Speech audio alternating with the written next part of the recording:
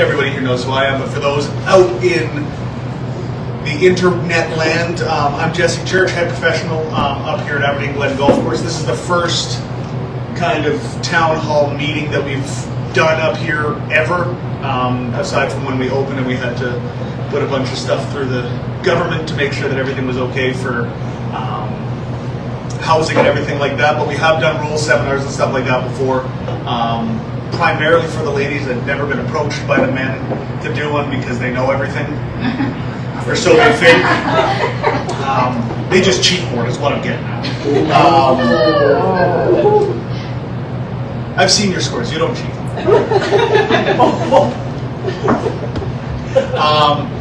So quick rundown of today. Obviously we're getting started a little bit later. The Golf Canada rules discussion, it's not going to be 45, or it's not going to be an hour long. We're going to be lucky if it makes it 45 minutes, to be quite honest with you.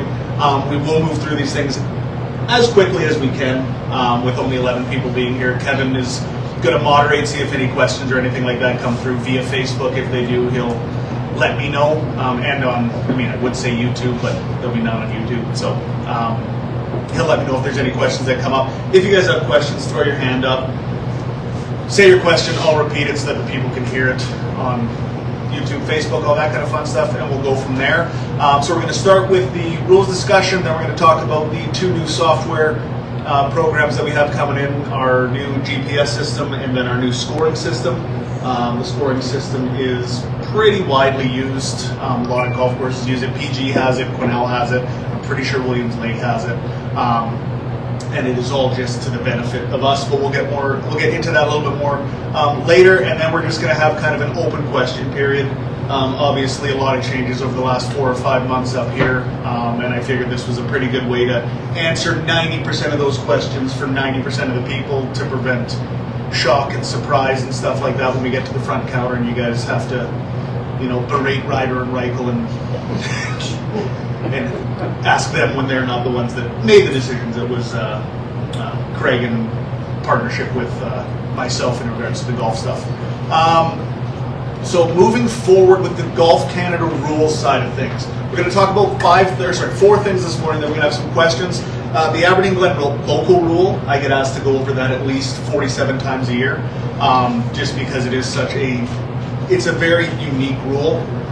Then we're going to go over winter rules / preferred lies,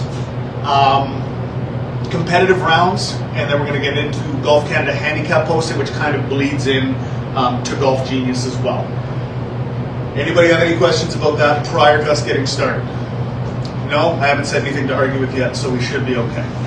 So the Aberdeen Glen local rule. Most of you guys play enough out here that you know what it is. For those of you that don't, holes 2, 12, and 18 on the left side of the hole. If you happen to hit it up into the trees, into the garbage up there, there is a local rule in place that you don't have to stand on the tee box and hit 17 tee shots off of there. I am very appreciative of it, especially when it comes to hole number 18. And I know that there's a couple of gentlemen who have played in men's nights and stuff like that are very appreciative on hole number 2. So if you hit it over left into the gunk there, essentially how it works, and we're going to make this very, very basic, figure out roughly how far that golf ball went from the tee box. If you normally hit 200 yards, don't say, oh no, I really got a piece of that one, it went 350. Right? If we normally hit at 150, make sure that we're going to about that distance. From there, you come down to the edge of the crap. Nope, not the fairway. The edge of the crap. So the edge of the trees, whatever it is, you're going to take 2 club lengths from there. Right? Now, you mark it, that is where you get to drop from. Now you get to go 2 club lengths either side of that. My recommendation, go more towards the fairway. Don't go 2 club lengths back towards where you just pulled it out from. Right? So that is going to give you 4 total club lengths. But it's also going to give you 2 strokes in penalties. Okay? So essentially what you're doing, exactly, Jason. Essentially what you're doing is you've hit 3 off the tee and that's where your 3rd shot is landed. You are now hitting your 4th shot. So instead of having to hit another ball off of the tee, you are able to use that rule to your benefit. Now, that rule applies in your day-to-day rounds, in your ladies' league rounds, but it does not apply, men's league rounds, but it does not apply in tournaments. That is a local rule that is set up just to keep our pace of play up, right? And to prevent absolutely insane scores going on, right? If you guys want to hit another one off the tee box, fly at it. You're more than welcome to do that. That is your right under the rules. But that local rule is there to help so that you're not hitting 2 or 3. Now, hole number 2 for the ladies, probably not as big of an issue. Hole number 12, on the other hand, right? And we have done a better job of kind of clearing out that right-hand side so that you guys don't have to hit 45 degrees left and hope that it finds a piece of the fairway. We have cleaned that out a little bit. But because you guys have had to deal with it for so many years, there's probably still a little bit of scar tissue, so we aim a little bit further left. Okay? Does that make sense to everybody? Are there any questions on that? Marianne, Sandra, good? Oh, you're just writing notes? My secretary? I was watching you on Facebook. Oh, nice. Tamara definitely has 47 bucks. Any questions through your end, Kev? No? Perfect. We're good on that? Okay, if anybody has any questions on it, my email is on every single piece of literature that I put out in the last 4 months. Please make sure you send me an email. Okay? Winter rules / preferred lies. I cannot make this any more clear. This is not a rule. It is not. It is up to the discretion of the golf course, the groundskeeper. If you're at a members club, they would probably have some sort of grounds committee, right? Something like that, or a board that would make these decisions. This decision comes down to JB letting me know what the situation is out there, how wet it is, whether we can do it. If there's a spot in the middle of one fairway that's wet and gross and destroyed, but the rest of the golf course is fine, then it's not winter rules. That would be ground under repair. Right? This is something that's put in by us. It's not based on, oh, well, it's April, it's winter rules. Right? I've had people argue with me at the counter. It's actually why I left the pro shop originally. But I've had people argue with me at the counter. Well, it's May 18th. You have to be on winter rules. No. The golf course was in good enough shape that we're playing it as it lies. Playing the ball down. Right? Winter rules is a misnomer. It is a terrible thing to call it. It's preferred lies. They've done it I think they've done it at least one round on the entire West Coast swing on the PGA Tour. Okay? What else? How far are you allowed to move the ball? How far away are you allowed to move the ball? Anybody? On the PGA Tour, it's 6 inches. Half of a scorecard, right? Okay? For us, we can say however long we want. You can get to move it 2 club lengths. You could move it to, if we've got a fairway that's absolutely decimated, hey, we want you to move it to the closest piece of good grass, right? Because we don't want you ripping up the terrible stuff, because then it just won't grow back in, right? We could say you can only move it a grip length. We could say a tee length, right? Club length, not your putter, because a lot of people have the Akshays now, right? The really long ones, or the Bernhard Longers, right? Make sure that we're using the rules to our advantage. That's what they're there for, right? More often than not, preferred lies are going to be for your fairway, cut portion of your fairway, which includes your fairway, which includes the collar of the green. So if you hit one onto the collar of the green, you are allowed to move it. That is a cut portion of your hole, right? Yes, the rough gets cut, but it is not a cut portion. That is going to be your fairway, right? If you are on hole number 1 and you hit it onto hole number 10 fairway, you are not on the cut portion of your own fairway. You do not get relief over there. But know this, there are other reliefs in place. If your ball's embedded, you get relief. They actually just changed that rule too, where if your ball is embedded, period, it doesn't need to be in your ball mark anymore. Not divots. Divots are separate. If your ball is embedded in, like, has broken through the ground, right? Whether it's your ball mark, whether it's your ball mark, or somebody else's, you are allowed to move it now. Mark it, lift clean. And then I think the rule is a club length, right? The normal rule of thumb, 1 club length if there's no penalty, 2 club lengths if there is a penalty, right? Just like the unplayable lie rule. Now you always get 2 club lengths, they're minimum, because you're taking a penalty stroke for it. How are we feeling on that? Do we have any questions on preferred lies / winter rules? I would just like to have the pro shop tell us when we check in. Absolutely And, agree. I mean, I think it has to be a big sign. 100%. Quite often, I ignore anything that says hard cap only. Like, tell us when we check in. For sure. Yep, absolutely. I agree with that. And we'll talk about that's something that we're going to be able to do with the new GPS system as well. We will have that access as well. When you pull up to the first tee box, it'll pop up. Remember, we used to have the little cards that were up top that said, 90-degree rule, no card pass on the par threes, and a whole number, I think it's 4 and 16 or whatever it was, right? Little sheet that was up there that kind of said all that. That's all going to pop up on the GPS now, and then it disappears and goes away. We'll get into that a little bit later, but I agree. But you also just stated something that I feel needs to be addressed as well. It doesn't matter how many signs we put out, unless we've got a big flashing neon one behind us, right? There's so many signs out there now, and it's I call it COVID blindness, right? There were so many signs up about, wash your hands, face mask, 6 feet, this, that, the other, go in this way, exit this way, that now everybody sees signs and they just glaze over, right? Make sure that we're checking. Yes? Does it would be possible for any of those, and especially for ladies' day, is put on a number right above where we turn our scorecards, there's something, and also able to get used to looking for information for the day, that might be the place. Usually where we put them, I don't disagree with that, usually where we put them is on the front window as you're walking in, right? There'll be one on the counter, and then I don't know if we put one by the score sheets, but I feel like because the score sheets extend through 2/3 of that window, having it kind of right next to that opening door was something that we did. And usually for the score sheets, what we've heard anyways is that nobody looks there before they go out, it's when they come in. Oh, it was winter rules, I didn't know that, right? Good idea, but I think that having it maybe instead of just laying on the counter right next to all of this stuff that you guys are already filling out, have it in one of the things that's sitting up. Hey, ladies, have the people tell you guys, right? It's something that I'm going to be working on a lot with them downstairs about communicating more of that stuff to you guys. You guys need to know that stuff, especially for league play and everything.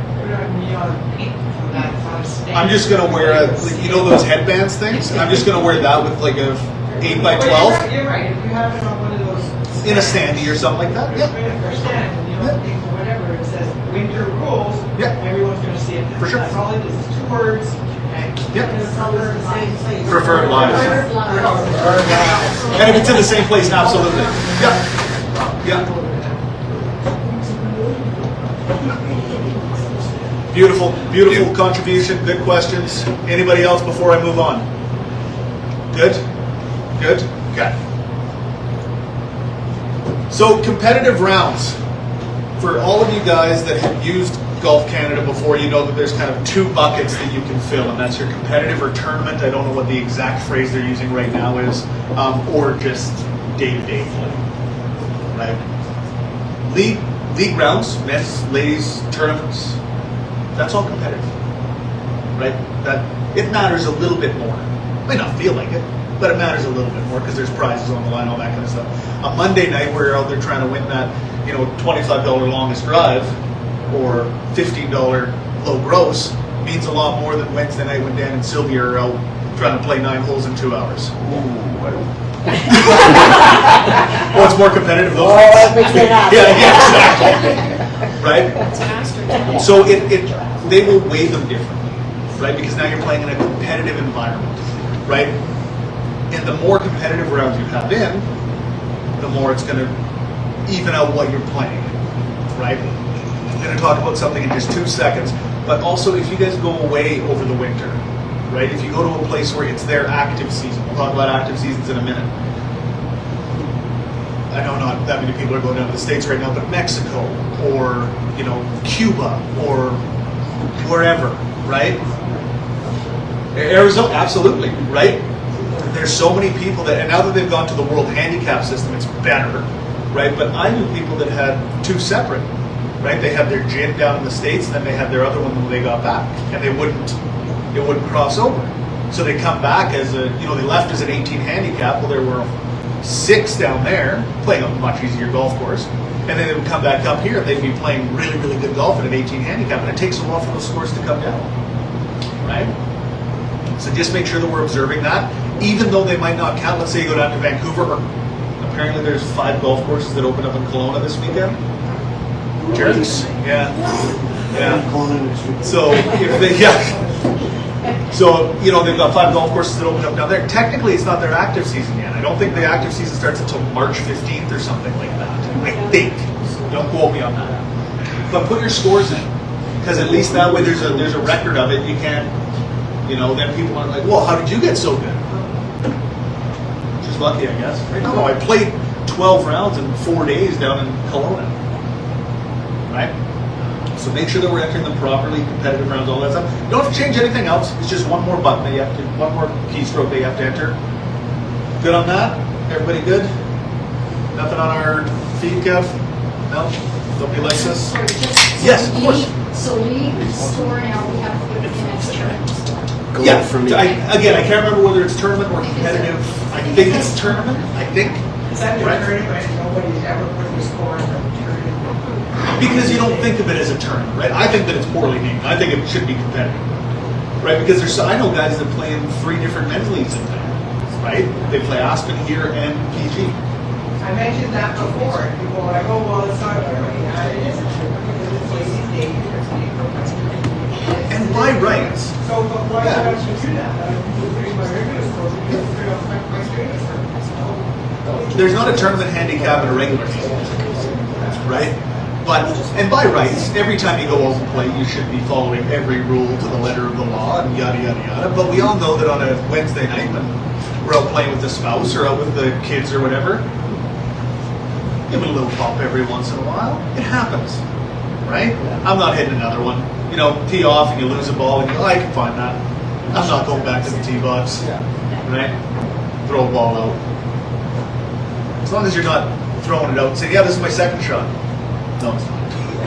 So how is that going to compare then for us? If we play, like, I suppose what Sylvia sent out our ladies take rules, it says everybody has to now put your sporting under tournament rules for Aberdeen, right?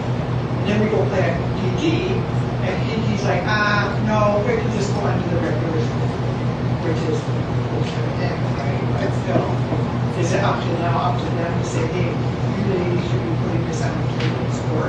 They should be. But whether they do or not, I do. For sure. We're going to touch on that in 2 seconds. Can you hold that thought? It's in the next. Everybody else is good on competitive rounds for now? Okay? You can put a pin on it. Marianne's checking her notes. She's trying to catch me on something.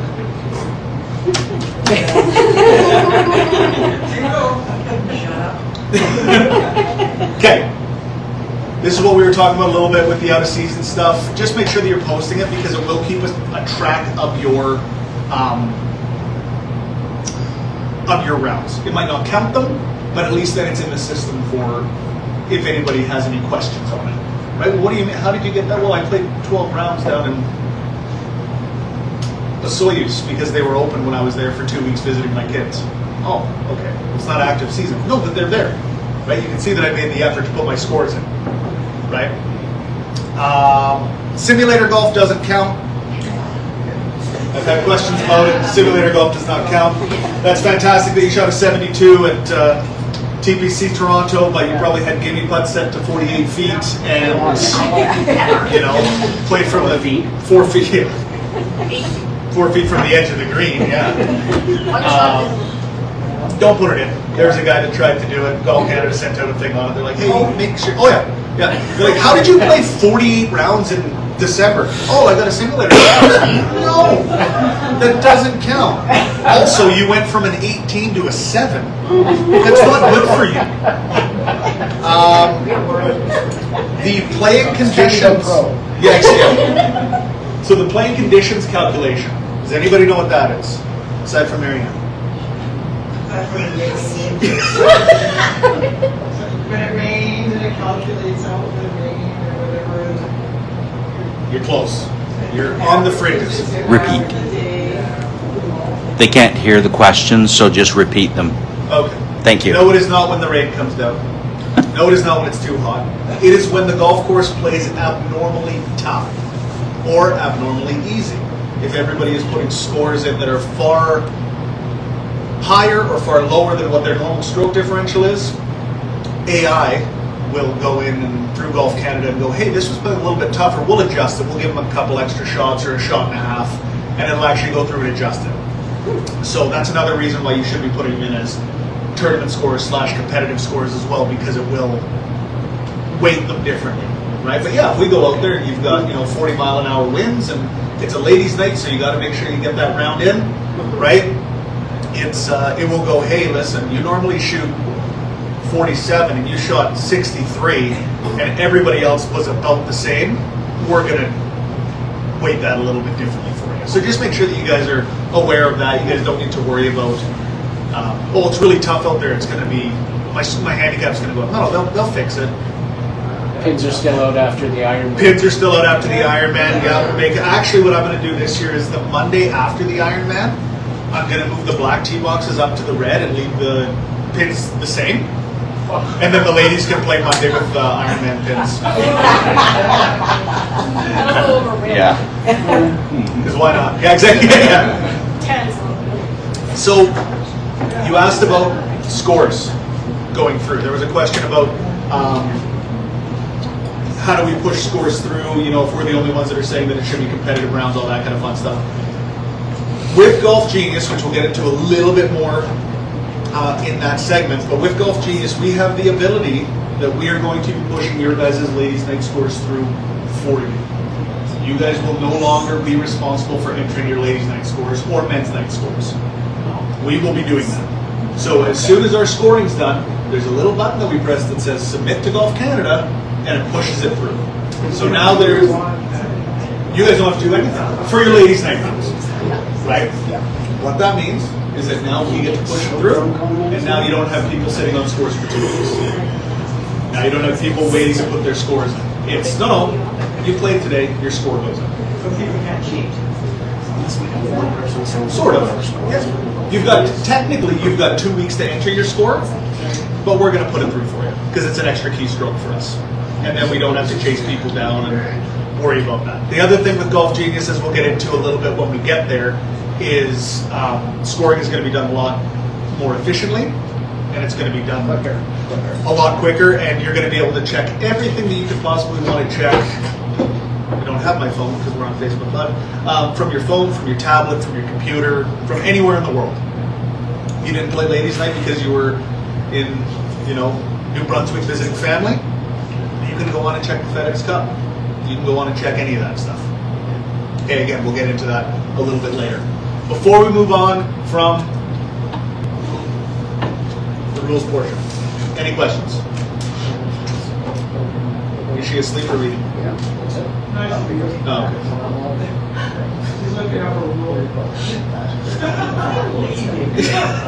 Do you have a question, Marianne? Not yet? Okay. I heard a lot of page flipping. Yes. Circling back, when we take that 2-stroke penalty, we can make our extra club length, even if we're in the rough, we can go onto the fairway. It is 2 club lengths. It's not like, so that's a great question. When we take our 2 club lengths, Dan, is the middle of my sentence interrupting the start of yours? Explaining something, sorry. When we take the local rule, right? The local rule. When we take those 2 club lengths, if it moves you into the fairway, that is 100% fine. That is within 2 club lengths. You see it on tour every week. Well, I'm in the rough right next to the sprinkler head. I'm going to take 2 club lengths and be in the fringe so that I can putt it. Right? Scotty Scheffler got that. Scotty Scheffler does it 4 times a week. Yeah. Right? Use the rules to your advantage. Don't cheat, but use the rules to your advantage. The rules aren't there to penalize you. They're there to help you. Right? It's not like the scrambles and stuff like that where we say, no, you get a club length, but it's got to stay in if you choose the rough, it's got to stay in the rough. Right? Sorry, that's the breaks. Now you get to place it. Right? You don't have to drop it from knee height or anything like that. With the local rule, you get to drop it. Right? Good question though. It's fantastic. Anybody else before we go? Yeah, our what we were talking about here was in the morning. So say you golfed in the morning and the conditions were horrible. Yep. And then the ladies come out in the afternoon and there's suddenly break sunny lovely. They're going to adjust the scores of the women in the morning. Is that what you're saying? We will not. No, but the It's got nothing to do with us, but Golf Canada may. Yeah, absolutely. If up until noon, everybody's score comes in 10 strokes higher than what it normally is, we should probably have a look at that, right? I'm 90% sure that's how it works. Okay. I don't think it takes it over the course of the day. Well, no, all these guys play fine. They just might suck in the morning, right? No, I'm quite positive that it goes kind of cyclical. better for your handicap, not for your ladies. Right. Everybody else is good?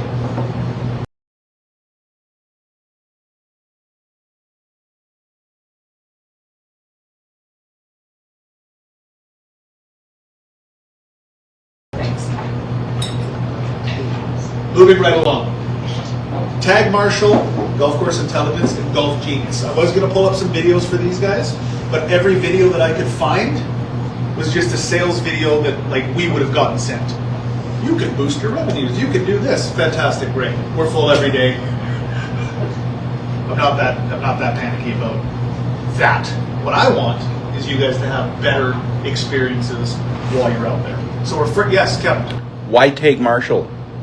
What happened to the old one? The old one died. From what I understand, from what Kevin told me, Kevin Lamming works at Aberdeen Glen Golf Course. From what Kevin told me, they just kind of evaporated, and it happened in September of last year, maybe late August, something like that. I'm sure you guys all noticed that you could drive wherever the heck you wanted to, and let me tell you, you guys figured it out quick. Because the day after it happened, I'm looking out on hole number 18 going, that's not where carts have ever been allowed. But yet, here they are. So they evaporated. TagMarshal is, the gentleman that reached out to us was employed by DSG, which was our old system, and they offer kind of a few different options. They've got little panels that you can give to the players, and it'll just track them, but that's of no benefit to you guys, right? There's nothing that's, I think they call it a Yardage. caddy pack or something like that. The yardage, that's it. Yeah, but it doesn't, you guys can't see where the hole is, you guys can't see any of that, right? We opted to go with the 10-inch screens, right? So as we can see through there, right, we are going to be able to see how far it is to the landing area, how far it is to the flagstick. We can move that dot, this dot. It's like your golf simulator. Weird. You can move that dot around to see, hey, how far is it to here? Hey, can I get to here? Right? So if we're trying to, let's say on hole number 18, right? We're in the middle of the fairway, and we go, I don't know if I can get to the green. How far is it to short of the creek? How far is it to get over the creek? Right? Right now we just kind of guess and we go, okay, well, it's 150 yards. I think 130 should be okay. Then you hit a perfect 130-yard shot and it lands right in the middle of the water. Right? Been there. So it'll give us some flexibility on that. If we look down at the bottom of that screen, you'll also see that it has instead of just pacing at you guys when you're out of position, it's going to show you guys when you teed off, how long you've been on the golf course for, and what your pace is, right? Which is huge, because now we can see all of that as well. It's not just us being like, no, trust me, you're this far behind, right? Unfortunately, because it is based off of time, right? It doesn't, as far as I know, it doesn't register that you're right on top of the group ahead of you. It will just, does it? It does. But does it reflect that in the time? Yes. Perfect. So before, if the group ahead of you was 12 minutes behind and you were right on the group in front of you, you were 12 minutes behind. Right? We can see where the problem is to fix it. Perfect. Are Yes. we going to go, sorry, Brandon, are we going to put all our names into that? Will we also put all our players into that as we go out? Hold, please. Getting ahead of It's like 2 slides away. The question was that we will discuss is, are we able to put our players' names in? Yes, ma'am. There's an infamous group of 4 players, Yep. the old hearts, as we call them. Yep. And when it's been mentioned in the clubhouse in the last couple of years, they're playing on their pace. Well, has the pace and everything ever considered changing the pace because it is deadly slow? Why? Sorry, the question was, have we ever considered changing our pace? Absolutely. We want you to play in under 4.5 hours, but our pace is 4.5 hours. So that's never considered dropping that to 4 hours, or 4 hours and 10 minutes. My position on that is that we are getting into, the pendulum has kind of swung back, right? So it used to be, you know, we're out here for this long, we weren't that busy, all of this kind of fun stuff, and now it's kind of swinging back the other way, where we've got a lot of people out there who want to play in 3 hours. And to me, that's not fair. I'm a very slow player. I disagree. Okay. No, I understand what you're saying. You're not a slow player. What's your phrase? If you're gonna suck fast. Yes. Right? That's where it comes to, right? Like, I don't care whether you take 150 shots or whether you take 65 shots. Right? 100%. And that is where we see 90% of the breakdown. Right? Yeah, absolutely. Don't disagree. Right?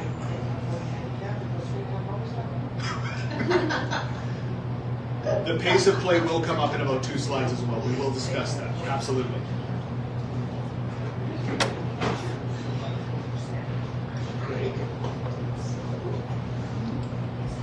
You're about an hour late. 2 hours late now. All we want to know is how what the give me range is this year. Whatever No you and such Rob thing. got it set out on your simulators. 6 footers. 6 foot from the edge of the green? Okay. Second page on this. Track map. So this is going to give me give us a complete record of every individual round played per player. So if Marianne is consistently playing in 3 hours and 45 minutes, but Gail is playing in 4:15, I will be able to see the differentiation on that. It's not just, well, they were out at the same time, they finished at the same time. Right? That's where it's going to head. Right? This integrates directly with our point of sale system. So when you check in, it will be attached to your name, to your cart, to all of that fun stuff. That also means that when I go out to talk to somebody, or when Marshall goes out to talk to somebody, listen, it's you. I promise it's you. I'm not lying. You can see the data. It's you. Okay, there's no more, well, the group ahead of you is 14 holes ahead. It's you. Okay, it also saves all of it. Question? Are walkers expected to maintain the 4.5 hour pace with having to walk the hill now? Absolutely. Absolutely. Are walkers expected to maintain the pace? 100% they are. Absolutely. Correct. But I will be able to see where they are. Because I'll be able to see the... Pardon?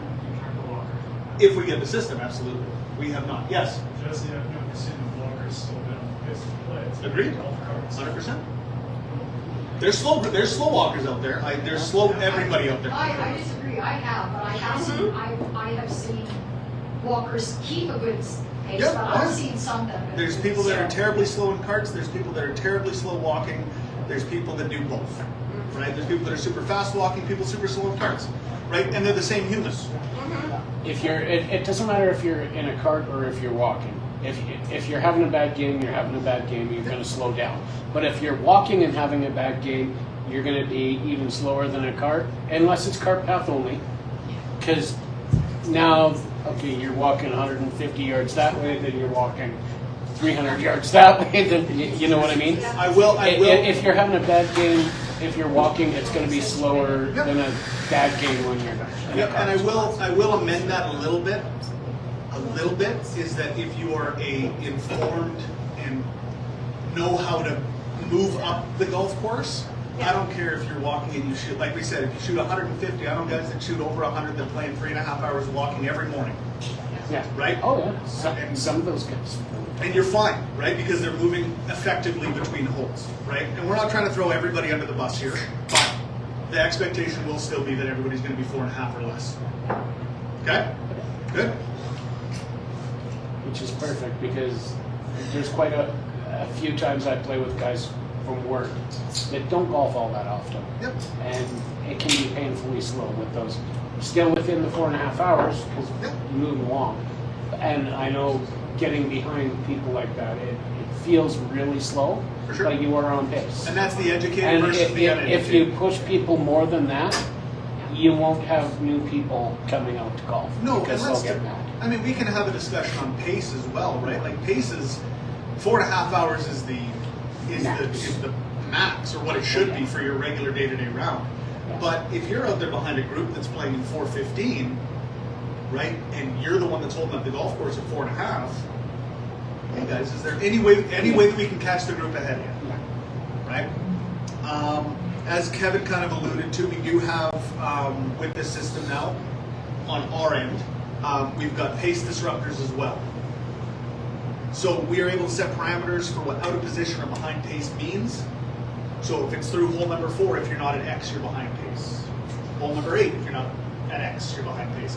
But also, if on hole number 6, they set the pin on the very top of the hill and everybody's taking 48 putts, right? Hey, we can send a message out just so everybody knows we're going to go 2-putt max on hole number 6, 3-putt max, whatever it is, right? Just to keep pace moving, and we can see where that backup is happening, right? And it'll show us on the system. Hey, people are getting caught up on hole number 12 tee box, and then we drive out there, and the tee box is this far away from the right edge of the trees, and they're having to take free shots off that tee box, I right? see that as a little more opportunity to learn your groundskeepers. We're not putting on a snap. Depends on if you're playing or not. I'm just not anybody. So we will be at 100%, and that'll be some education for them as well. Our grounds crew, because we are a 6-month season, and this is all I'm going to say about the grounds crew as them. Not a lot of golfers on the grounds crew. Our head superintendent started golfing a lot more last year, and from, I would say, July on, things started to get better, right? I was working very, very close with him on, hey, this is what we got to do. There were times where I was out playing Sunday mornings. He's out ahead of me. Hey, I know you're out behind me. I saw that it was wet here. I've turned off the sprinklers. I saw it was dry here. I hit it with a little bit of water while I was out. That's why it's wet there. Okay, cool. Yes? If a group ahead is playing slow and holding people up, can we ask to play through, or will someone be coming out to move them along? If they won't let us play through, are we still slow or what? Can I answer that one? No. If a group ahead of you is playing slow, the only time that they should let you guys go through is if there is a position to do so. Because what winds up happening, and I've had this conversation with lots of people over the course of the years, Group A is playing slow, Group B is here, Group C is right behind Group B because this group is playing slow. Right, because Group A is playing slow. So they let Group B through. By the time they hit their next shots, now they got to let Group C through. Right, and it actually causes more of a backup because now they get stuck on hole number 4 for 45 minutes. Right? That is our responsibility. We should be monitoring, going out, hey, you guys are behind. You guys need to move. We need you to pick it up. And it's not a, listen, move or leave type situation. It's a move, and then we will reassess. Because there's a lot of people that you go, hey man, keep up to the group ahead of you. Oh, okay. And then you never have an issue again. The key point there is that you need to let the people behind them know. And that is something that we historically haven't done a great job of. So if I tell Dan, hey, your group's out of position, right? I need you guys to pick it up. I've then got to go back to the group behind Dan and tell Rod, hey, I've told these guys to move, make sure you keep up to them. And usually that results in, well, we've kept up to them all day. I understand that, but they might skip a hole. They might just say, hey, we're 2 holes behind, we'll just move, right? We don't want to fight and have to get yelled at again. We'll just move a hole. That takes us up, 12 minutes, right, like that, right? So make sure that you guys are keeping up to that. Okay. On the new TagMarshal, you will be able to see where carts are in front of you as well, Correct. even if they're out of line of sight. Is it just your hole? Yes. Or- Yes. Okay. Now, certain old people like that, fixed, certain old guys Yep. that are jumping holes in front of them. And because they have the attitude that I'm a member here, I pay my dues, so basically I come up in the morning and I can do what I want. And I'm like, I'm sorry, but you just jumped the whole front of us. And this happened a couple of times last year, which I'm pretty sure they heard the wrath of me because they didn't stick around when I came off the course. And I'm like, if we come up against this again this year, yeah, I'm gonna have a real shit fest on it. So there's obviously times where And we aren't slow. no. And I'm saying there's obviously times where people take liberties, right? Whether they're pass holders or not, right? They'll take liberties and they'll just go, I'm skipping this hole. I'm just going to get by these guys. What normally happens in that situation is they skip it and then they realize, hey, there's a group right there, and then they just get real shamefaced, all that kind of stuff. Of course they do. Absolutely they do. But I've seen it far more often where they jump ahead because they think Group A is the slow group, right? Whether that's you guys, whether that's Rod, whether that's Dan, whether that's Kevin, right? They jump ahead because they feel like I'm not waiting for this. The group right there too. So when you get to hole number 3 tee box, let's say, right? You're going to be able to see your cards. Yeah. You're going to be able to see any other cards that are on that hole. So the theory is that they should get rid of that a little bit, right? Did that answer the question a little bit? Should they be doing it? Absolutely not. They should not be doing it unless you ask them to play through. No, I just don't take the attitude that someone has. Oh, Right? Because, neither do we. you know, and it's happened, I don't know how many times it happened last year. And it's like, you know what, I'm sorry, but I'm not one to sit here and keep my mouth shut, especially when you're not doing a call etiquette. And as far as I'm concerned, it's a call etiquette. For sure. You want to play golf, you're old enough to play golf, you know the rules of golf. So here's my question: who did you tell? I think who was in the post? Well, whoever. You can take. I don't think you can drop names up here, right? But come let us know. Also, that the guys know because I followed between holes at that hole. Like I mean, I literally a Jack's nose and poor Jackson River Come let us know. Especially with this new system, we'll be able to see it a lot easier. Yes. Yeah, but when they skip their holes, they can't count that round because they're not playing. Absolutely, they outside. can. So why? Yeah, you can. Why do it? Yeah, you can. You know, why do it? You can count it Why? because it's in the rules of golf. Is that if you play 12, I think if you play a minimum of 12 holes, it just goes off of what your handicap would be for that hole. It's dumb, I agree, but it's in the rules so that if somebody goes out and plays Twilight and they miss 17 and 18, they're still able to enter the full score.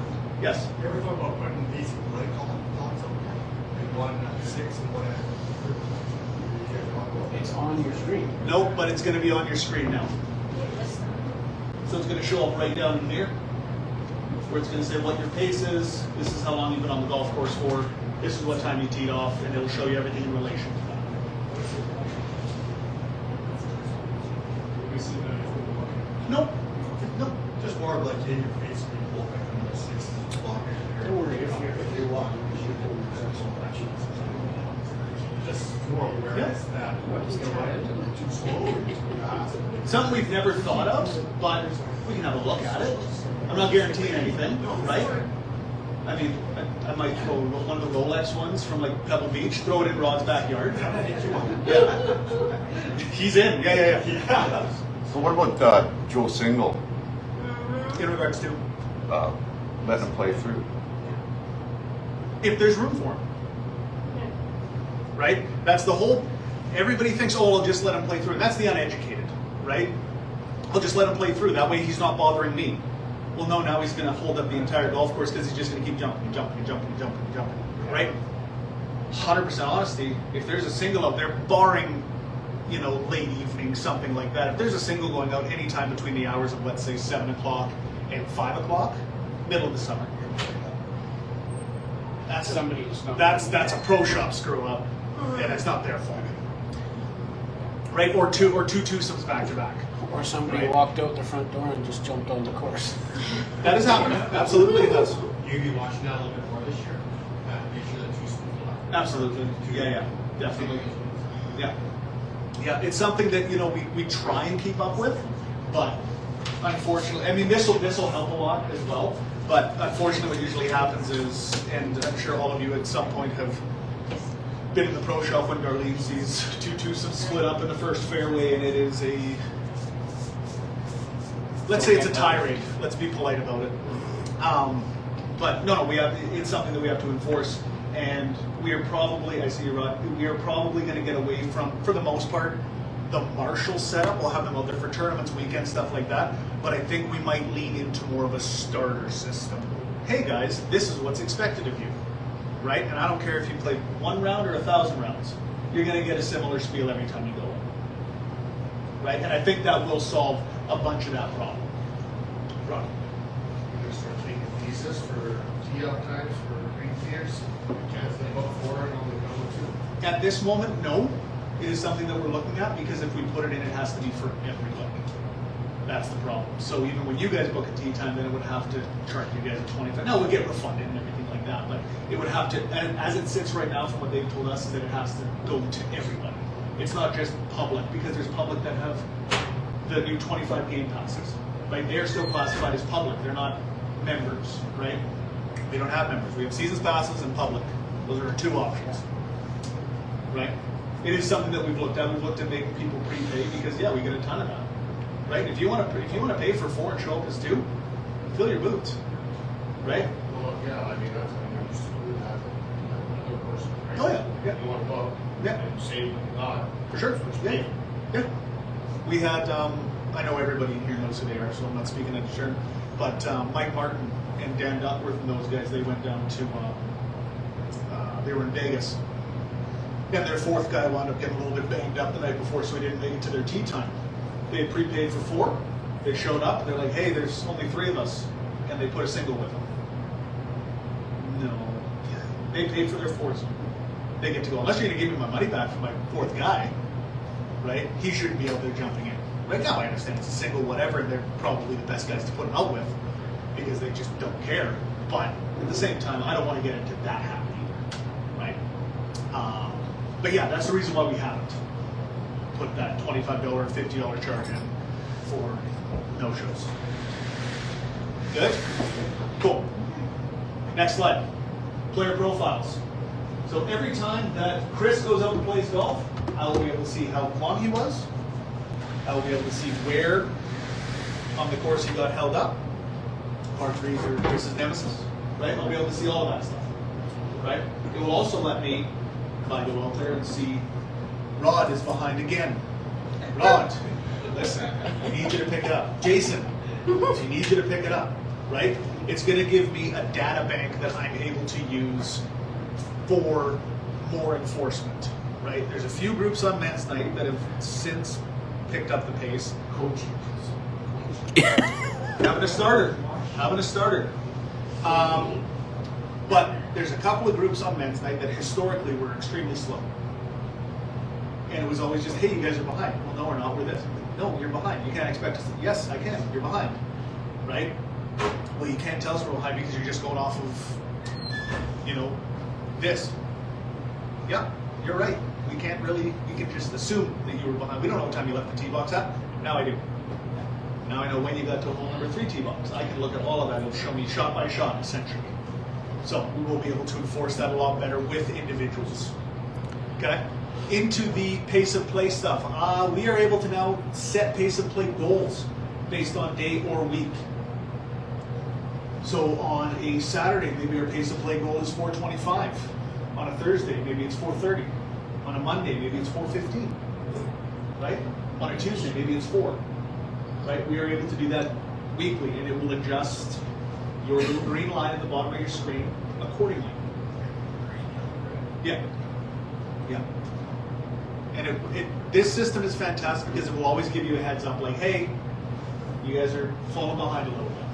It's not just, hey, you're behind, which is what the old system did. Right now you're 12 minutes behind, you guys got to pick up. Right? It's going to give us a lot more options. Okay? Yes? But if you're not the cause of being behind, you're not going to go red on this. Correct. No, if you're behind I've done this on the courses, if you're behind your group, it will say that you are 3 minutes behind pace, but you're still green. Okay. You can see the card ahead. Yeah, because you're in relation to the card ahead, whereas the old system was just, you're behind, you're behind. Your time will still be time. Correct. Yeah. So it'll show you 3 minutes behind, but it'll also go, well, the cart ahead of you is 10 minutes behind. Yeah, exactly. Right. So they're actually 7 minutes ahead of the group ahead of them. Right. This will also let us, kind of adjust and feel out. Hey, we want to, and that's going to be part of the starter's job, right? It's a Wednesday. The pace of play today is X. So Yes. you're just gonna be a starter all day out there? Potentially. It is we're looking at going that route rather than the Marshal, because the Marshal, pardon? That's your Marshall. Yes. So if we can enforce it at the beginning, no, that's not saying that you're not going to hear from somebody out there, but it'd be a lot more. Now it's at the start. You're setting the. This is what the program is, 15 times.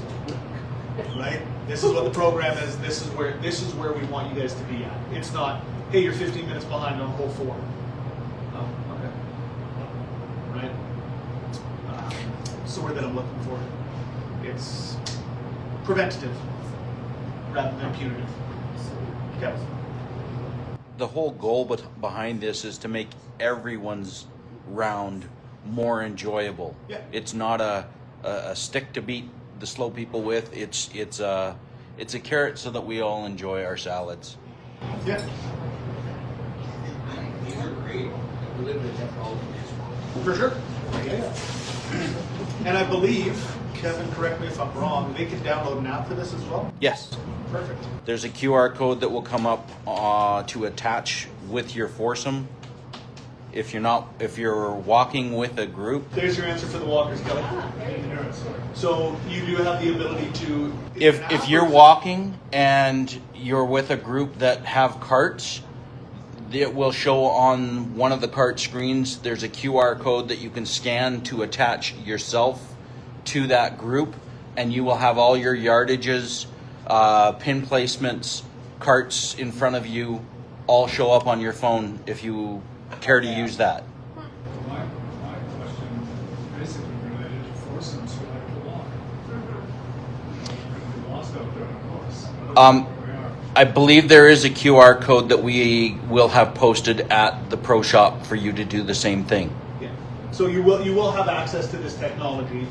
It'll just be through an app-based form, and that kicks back to us as well, correct? Yes. Yeah, perfect. So I'll be able to see Kelly's iPhone is on hole number 6 fairway. So we can send you messages and you can send us messages. So would our phones also be able to see what's on the cards? Yes. Absolutely. Yeah. There's a few, but it will reconnect, right? It's not going to be something we have to keep reloading the app and stuff like that. I didn't know that. That's fantastic. Thank you, Kevin. The other thing is, in relation to that, is that with the last system, the walkers were out there walking dead anyways. Right? It's not. This has gotten better for you guys. Yeah. Right? Directly to Sanders' point. Directly integrates with our Golf Genius as well. So if you're playing men's night, you are able to put your guys' scores in live as you go. Right? If you're playing ladies' night, you can put your scores in live as you go. Now, this is an unofficial scorecard. We will still go off of the one that you submit, because it's really easy to press the button a couple of times. I've done it. They're like, you made a 9 on hole 4, and I'm like, it was actually a 10, but don't worry about it. Right? So we will still be collecting scorecards and still going about it, that way.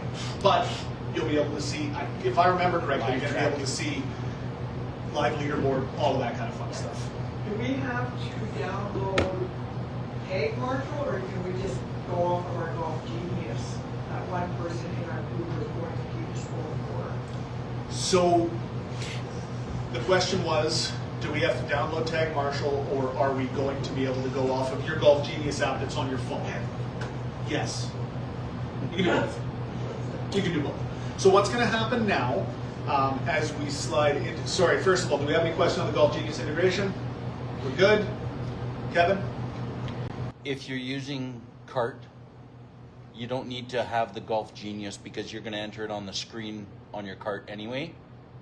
And that will go straight into Golf Genius. So you don't need to be running it on your phone. Unless you're a walker in a group of walkers, then maybe one of them has Golf Genius on their phone, the other one has TagMarshal on their phone, and together the two of them can work together. So the cards, we automatically put it into the card. Okay. Again, unofficial, we will still be going off of the scorecard you turn in. Yeah. What? You Is still that need your to have question? paper scorecards. Okay, perfect. Okay, everybody's good? No, we answered her question. Okay. Moving into Golf Genius. Who here has used Golf Genius before? Cool. Okay, Golf Genius is A, phenomenal. I've used it a lot. It's great. B, it is also going to save you guys and us a ton of headaches. We are going to have a men's league and a ladies league portal. So you guys will be able to go in there and look within a couple of hours of scoring being done at what you want. Right? Okay, Kevin won long drive on hole number 1. Dan. Sorry. Dan won. It's the 26 plus play. Dan won KP on 2. Jason won long putt on 3. Right, you're going to be able to see all of that right away. These are what the skins were. This is what the deuces were. All of that fun stuff. It's all going to be ready within, I would say within 24 hours. It used to be a week. You didn't get it till the next week. Right? Hey, it's going to be ready for you next Monday when you come. Well, they did the scoring on Wednesday night, so now it's available Wednesday for you. Or Tuesday night, or whatever. Right?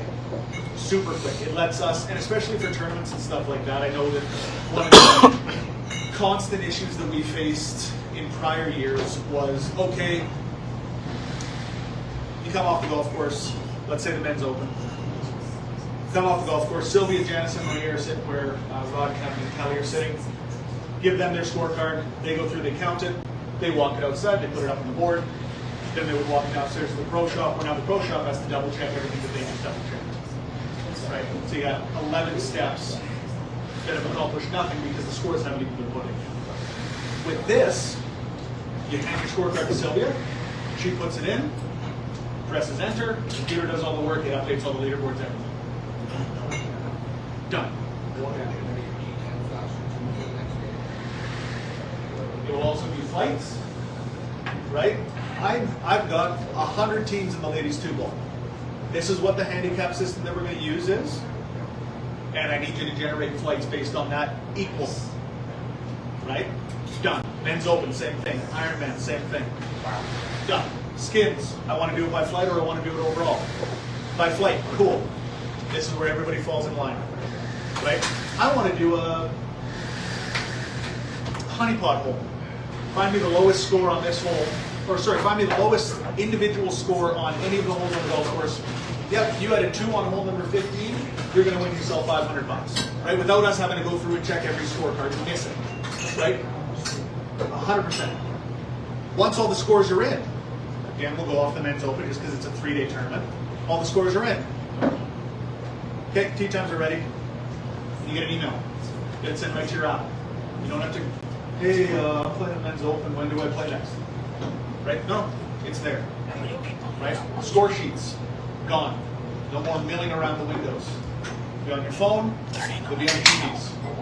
They'll be on the TV downstairs. It was almost Right? 60. They'll be on the big screen in my office that I've got up there so that I can just sit in there and watch the security cameras all day. Right? I'm not going to leave my office. I'm just going to sit there and pull from afar. Okay? So Janice and I have already been to one training session with Jesse. Correct, yeah. With Golf Genius. Let's clear that up real quick. Yeah. So Sylvia and Janice came up because Maria's out of town. They're our ladies club captains, let's call them. And then Reichel and Ryder, who do all the scoring Reichel, who does all the scoring for men's night, was there as well. So on our end, our people are getting trained. I just didn't want it to be. I just invited Janice and Sylvia because none of you. It was just,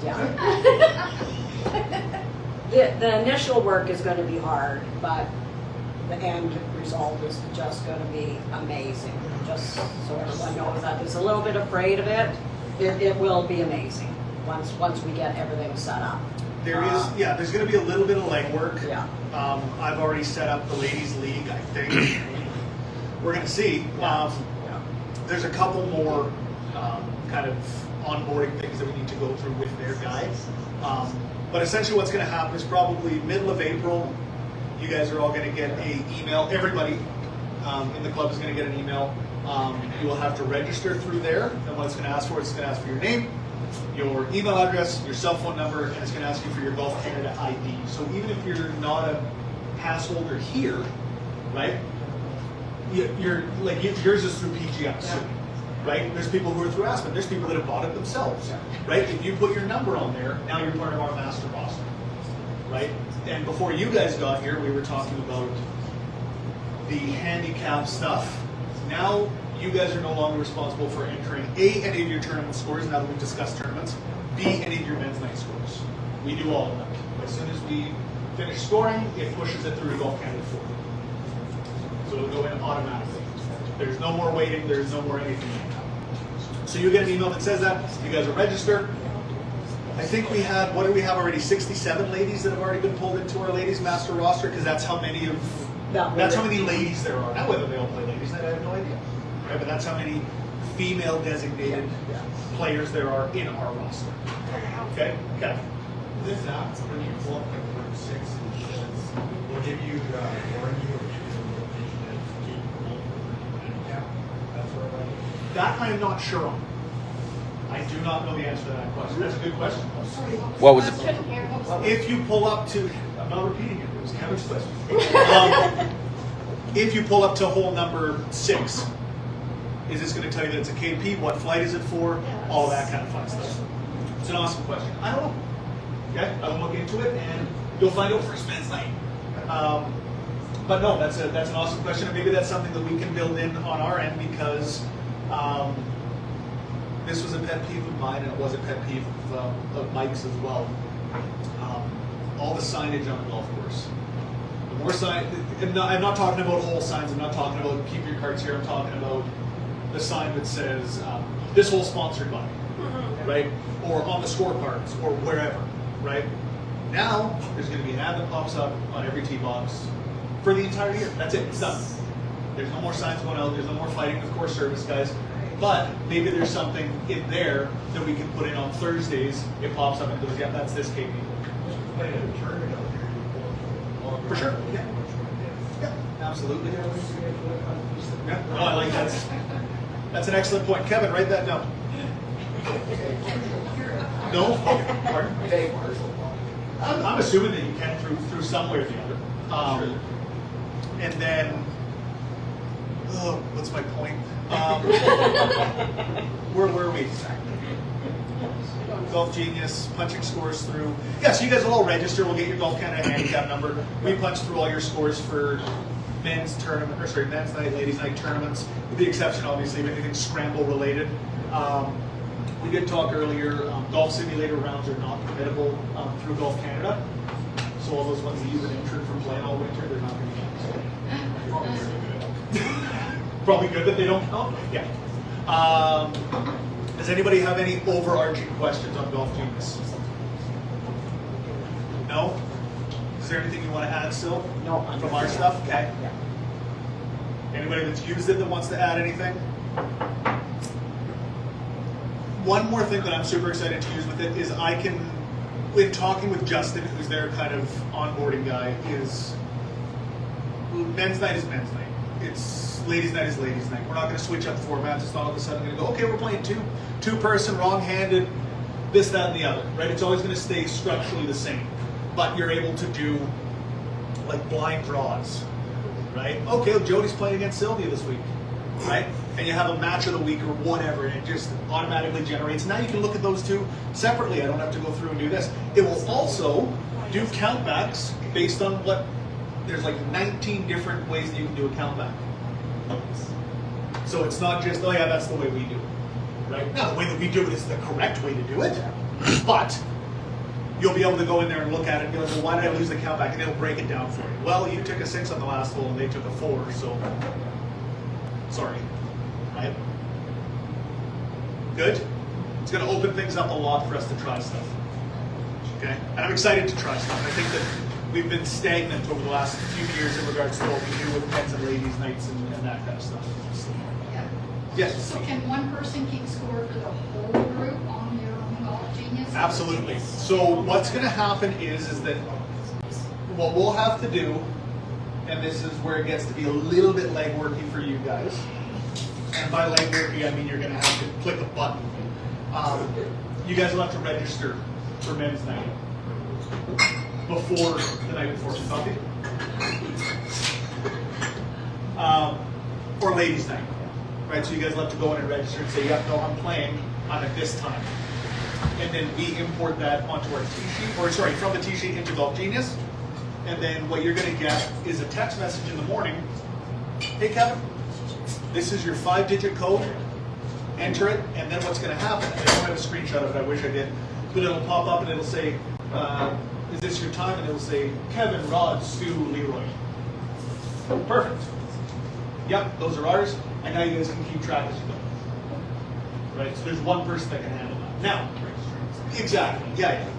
For tournaments, we're not going to go that route.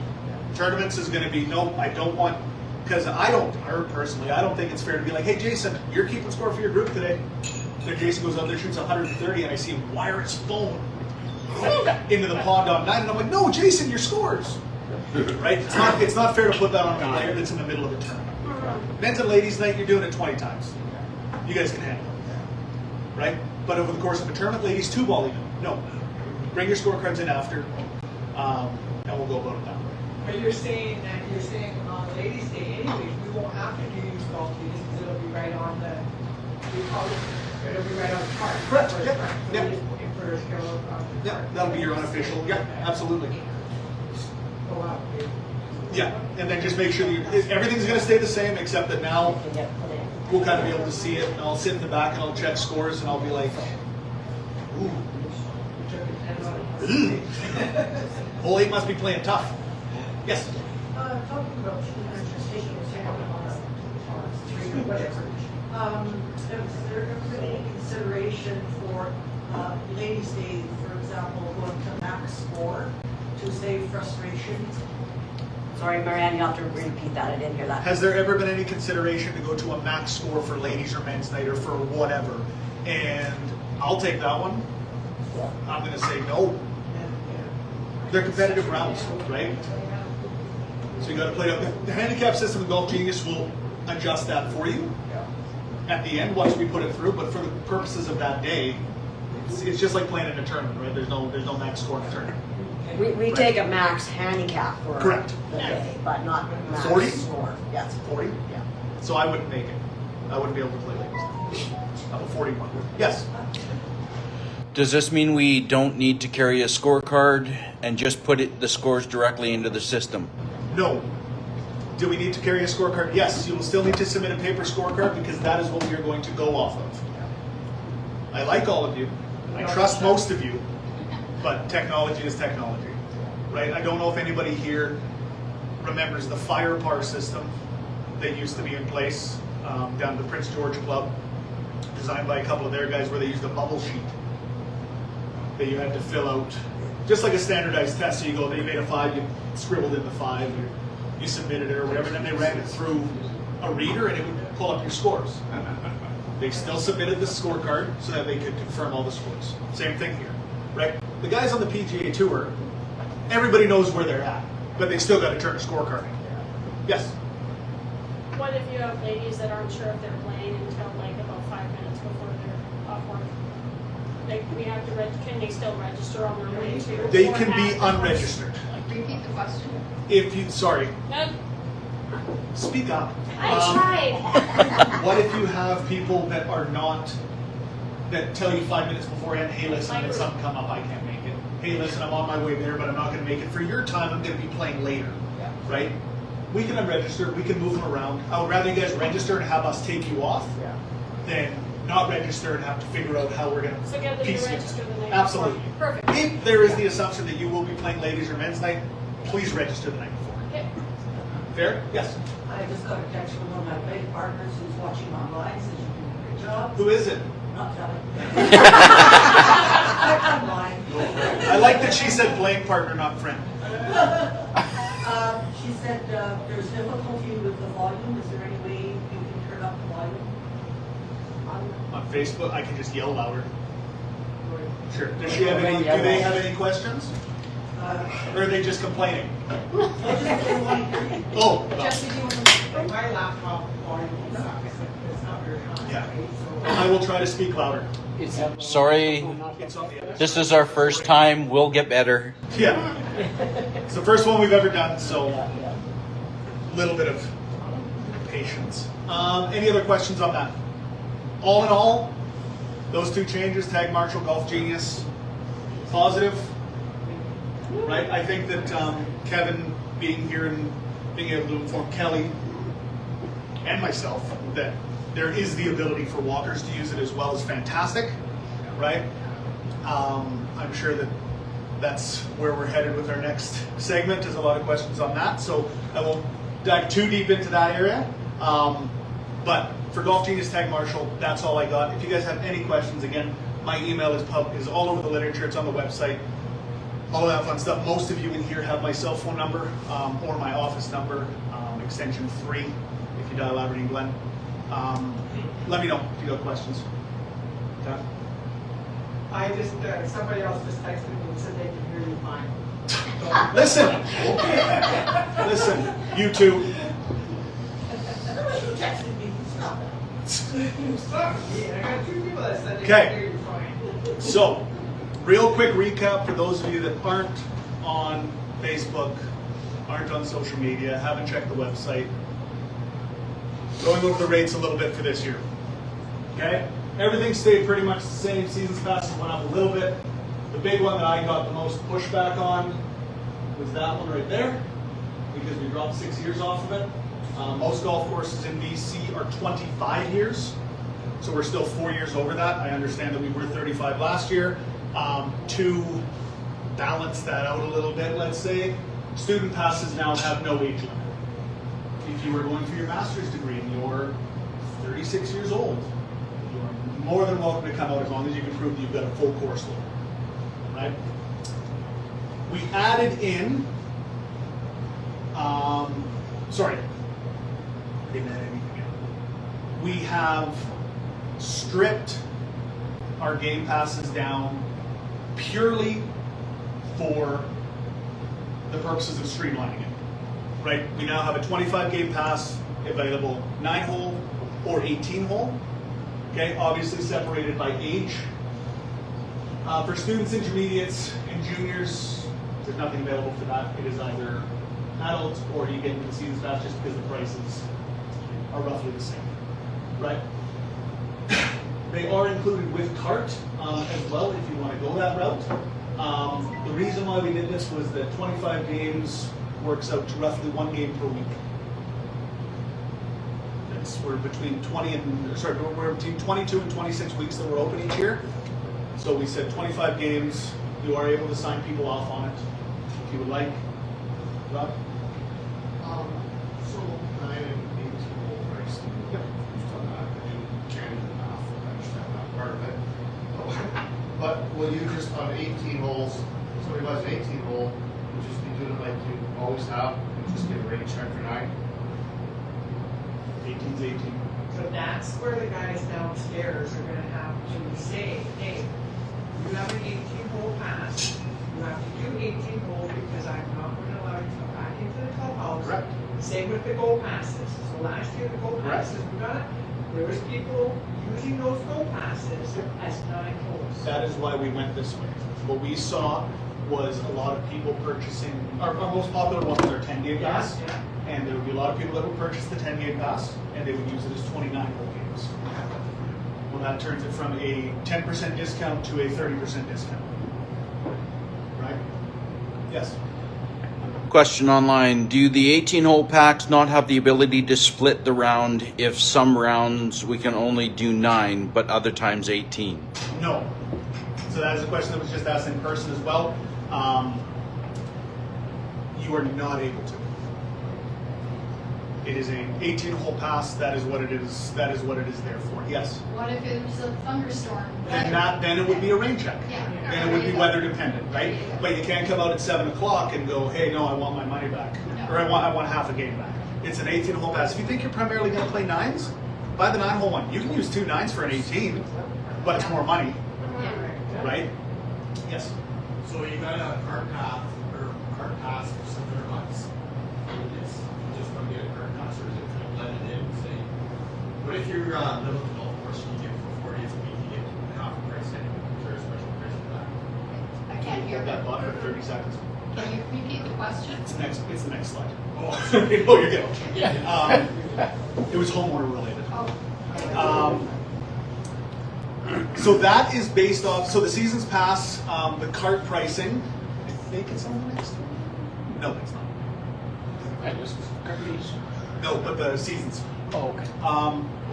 So the cart passes, yes, so for adults, cart pass for the entire year, $700. For the seniors, it is $600. We added that in this year. You're going to see it on the next slide. We have seniors cart pass as well now. For super seniors, $500. Ever, I think. Intermediate, 19 to 29, because you're still an adult, you are still paying the $700 fee. You're not 50 yet, or sorry, you're not 60 yet. You don't get the discount. Same with students. And then juniors, not allowed to take a card anyways. Okay? Everybody's good with that? Jody? Good? Okay. I like the 25 game pass. I think that's the best thing.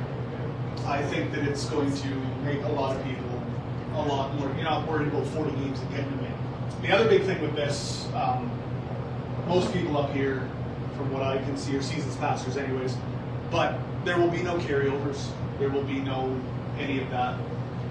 Barring medical exemptions, stuff like that. Extreme circumstances we will take into consideration. If you come in and buy a 25 game pass, you play 2 rounds, and then you decide that it's 35 degrees out, so you're going to go fishing all summer. Sorry. Right? What we'll do is we can, look at potentially, in that instance, obviously we can look at refunding and charging you the full fee for the 2 rounds, right? You only get 2 in, that's probably the best call for you, right? But then we get our full freight for the 2 rounds that we've had. Cart prices for seasons passes, you guys can partially, yes? Could I use a 9? This is question about the tickets. Could I use a 9 and pay the difference for 18 instead of using 2 9s? There will be a 9-hole Extra rate. 9? Yeah, I don't know what that's going to look like yet though. We've had that forever, just for people that play 18 and want to come in. Usually we would just upgrade them. It was usually the difference. But yes, there will be something for that. Golf cart including price, yes? So going back, Ladies' Day, which is only 9 holes, we would lose 9 holes if using a game pass instead of a season's pass? If you bought the 18-hole one, yes, but there is a 9-hole pass available for that. Yep. Next question. Are there going to be couple seasons passes or family passes? We're online and can't see the screen that is up. Couple seasons passes, instead of just having one blanket number, couple seasons passes are going to be handed on an individual basis. What that means is that Jason and Jody come in. Jason plays 600 times a year, Jody plays 4. I'm not going to charge him for 2 couple seasons passes. Hey Jason, just get off your wallet and pay for your wife for 4 times, right? If you're only going to play 10 games, if you just play ladies' nights, right? If this pass and a season's pass is a better deal, we'll go about it that way, right? It's not designed to alienate people. It's designed, again, for us to find you guys the best value that we can, right? For the homeowners, we are going to get into that a little bit. Anything else on your end, Kev? We're good. Cool. So the golf cart pricing for seasons passes, you guys can thank 2 people for the adjustment in those prices. One of them sitting in the room, I'm not going to give him the credit he deserves. And the other one drives a big gray dually and has a mullet. Okay? He looked at the prices of the seasons cart pass, which last year was I think $800, and he said, "So what you're telling me is," sorry, I'll do my best Craig impression. So what you're telling me is that they got to play 40 rounds to start making money. Well, no, you got to look at it as combined, which is correct. Because if you combine the 2 costs, it works out to about the same amount of rounds that need to be redeemed. When is that? Last year, I think it was 32 with cart, 32 or 33 at full pop. I think, if I remember correctly, so as soon as you play your 33rd round, I think you were making money, right? And he said that's dumb because it should be equa to the other side. So that's where we came up with the $700 price. So it's about 35 rounds to break even on your just the season's pass. So now it's 35 rounds to break even on your card pass. Yes, Mary. No discounts, sorry. So if you have a couple that golf regularly, not necessarily together, so they're paying, then we come to you saying, you know, we both paid for a season's pass. Is that where you said you could make an adjustment somewhere? For sure, yeah. So let's say you and Mike. Let's say you and Mike, for example. You guys both play far more than what a couple seasons pass, especially both at the senior rate, right? You play far more than what the rack rate would be on them. Right? We're probably just going to put you guys into a couple seasons pass. Now, if you play 40 times and Mike plays 5, right? Okay, well, we're going to get you into a seasons pass, but maybe Mike just pays as he goes because super senior rate's $12 a round, right? So I wanted to have the ability to negotiate's not the right word, but to work and kind of figure out a plan with what you guys have going on. Tailor-made. No, you don't say that word.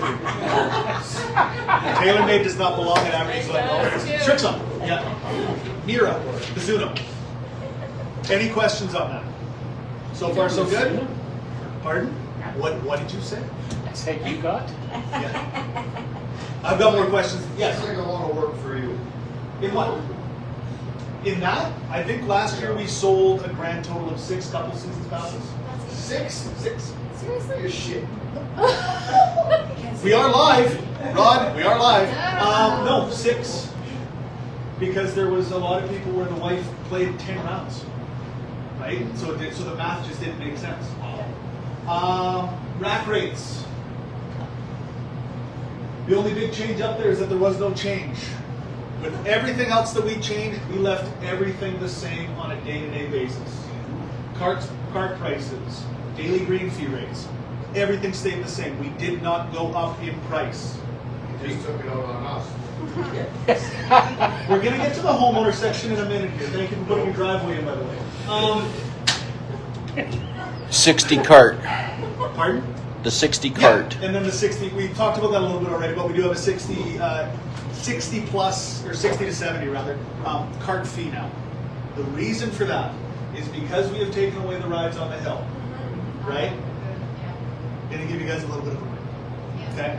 We don't want you guys to feel like the big thing that we got a lot of emails on, and by we I mean me, was I got a 14 paragraph one from somebody that equated to you guys are taking advantage of the situation and you guys are just charging way too much, yada, yada, yada.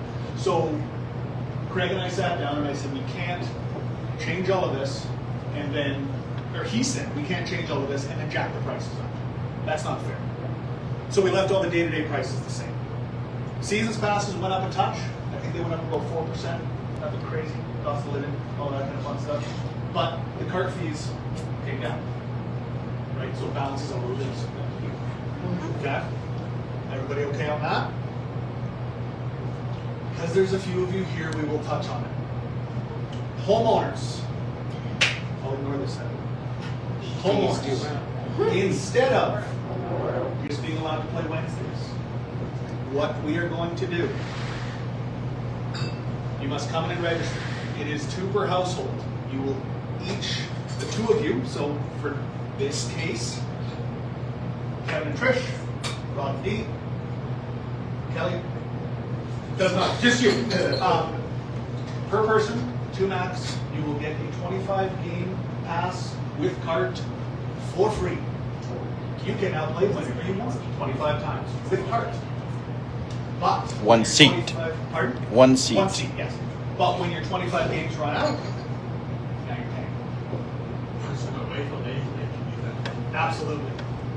It is 25 visits. Okay? So if you come out and play 9 holes, or if you come out and play 18, that's a visit. Does that make sense? So even for Yep. 25 She can play every ladies' night. and then Wednesday's still too.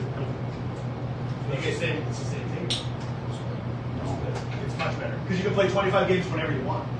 She could go play Saturday morning with you because I know that's what you guys are looking for. Don't call her. Kevin just said that he would really like Trish. But no, you can use it whenever you want. But once you play your 25 games, you gotta pay. Per person, isn't that Per person. Per person. Per person. You play with somebody for 25, I can play with somebody else, with somebody else.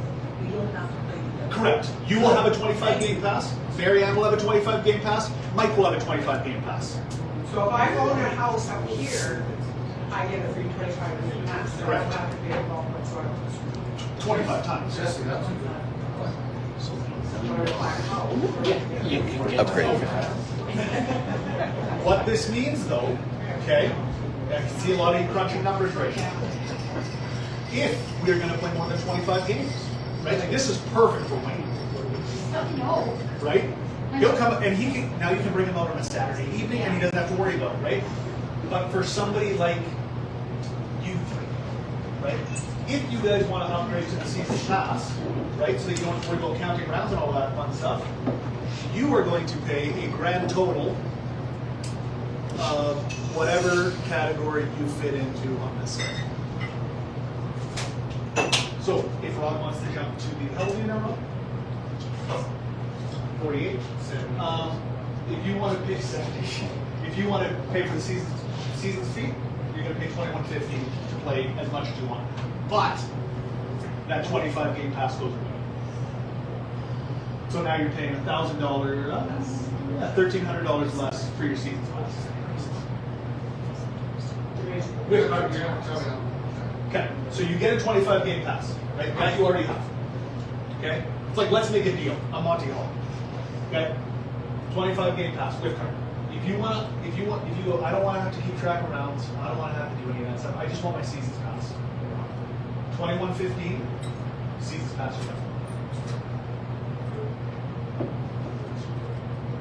Exactly.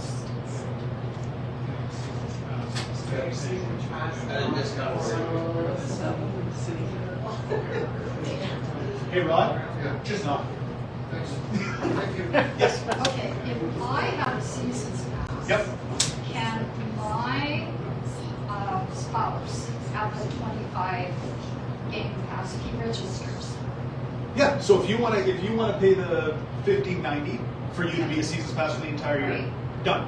And And then then Wayne he- would still get 25 games. And he has to register. But he would have to Yes, come up and register. register and all that stuff. Yeah. So for Trish and I paid 59 for the pass, and still get her 25. Correct. What about her card, that's including the card? That's including her card. Yeah. Repeat questions, please. So basically the question is this: if I want to upgrade to the season's pass, but my spouse only plays 25 games, we would only charge the person that wants to upgrade. The spouse would still keep the 25 games, right? That's per person. Kelly's looking like there's got to be a catch somewhere. I think it's good. I think Base- it sounds great. Of course, it's fantastic because it lets you guys play more. You're not just stuck doing, Wednesday nights, right? Unfortunately, Rob, that means that your date night's probably going to move around a little bit because it's not just Wednesdays that you guys both get to go for free. But now D gets 25 games for free with card, right? Trish gets 25 games for free. Stu and Cheryl, right? All of them. Leroy is going to be over the moon because he gets free stuff, right? But he can upgrade to the season's pass for $2,100, which is $1,300 less than what it is anyways. And that is a benefit to the homeowners. Yes? Pardon? No, I'll ask you. Okay. You, though, have to pay double. This table has to pay double to make up for it. We always do. Yeah, exactly. Pay for it in many ways. Kevin, What other discounts? pardon? What other discounts to For the homeowners? homeowners, so because we're giving you guys the carts, once you guys have to start paying for golf, we'll pay for full price carts. Right, which again, most of the golfers, right, are just gonna pay the $21.50 and go, I'll play as much as I want for $2,100, that's fine. Right? But for other people, they're only gonna play the 25 games or less. Right? And with the 25 games, you can't sign other people in. Those are specifically for Ken. Those are for Ron. Those are for county. Once you get rid of them, they're gone. They don't exist anymore. Okay? And then you will still get your 10% up in the restaurant bill as well on food. Good block. Yeah, we brought in a bunch. It's just not going to be available on Wednesdays. Please tell them that you're a homeowner when you want your discount. Yeah. It won't be automatic anymore. So now when you register, right, when you register for your homeowner's pass or whatever, because you're going to have to come in and register, right, you're going to get sold what's called a homeowner pack. And that's going to pop up, for you guys, this is going to be fantastic. It's going to pop up and it's going to say, right up, homeowner, right? Leroy Manning, homeowner. Kelly Collins, homeowner, right? It's going to come up and say that. Confusing with homeowner and seasons. That's why we got it, right? But please make sure you're telling them, because it doesn't always automatically apply it, because we add new stuff to the menu, maybe something doesn't get transferred over, just so you guys know I'm a homeowner. Most of you guys have been trained in that way anyways, but for the most part, if we could just continue to do that, right? And it will say on there whether you are or not, so this table, you can't just tell them that you're homeowners. Yes. And just to clarify, so They each know I'm not rich enough. homeowner couple has to apply. And if I get a season pass, Wayne, and you know this won't happen, but he can't get the 50. No, he will just get the 25. He just gets the 25. It's That- 25 yes. each, up to 2. And you know he would never. For sure. do that. Yeah, absolutely. Yeah. Yeah. So did I understand that maybe, that, so let's say there's the season rate, Yep. and like the society is only going to play 25 games, we take the price of the 25-game pass off, and he just pays the difference for the rest of the year, or no? So he gets his 25 for free to start. Right. That's where he starts as a baseline. If he wants to upgrade to the season's pass, that is the only time that any more money will be exchanged hands. And he pays the full rate? Or- Nope, he will pay, how old's Mike now? Or that? So he would pay $1,200. Oh, so we lose that 25? And that goes away. Yeah, Okay. yeah. So if he's only going to play 25 games, and he has started to play less, right? His best bet might be to just keep the 25 games and pay, because he's super senior rate anyways, right? So he's only going to be paying, what, Yeah, something if like I do the math right, 50. He's going to be paying, $63 a round. So if it's for 5 extra games, it's not worth it. You're going to play 25 extra games, yeah, fine. Take the card. Yes, Rod? Don't do that. You're going to. Not right now. Oh, am I going to get another email? No, not. Okay. Yes.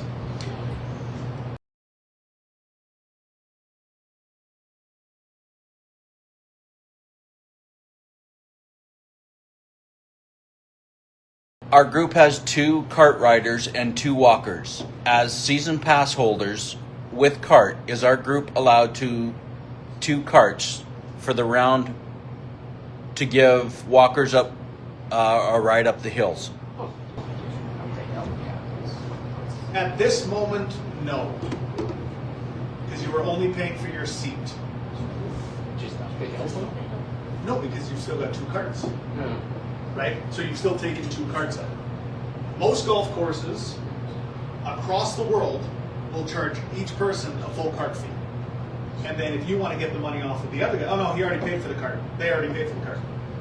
And then you have to collect it off them, right?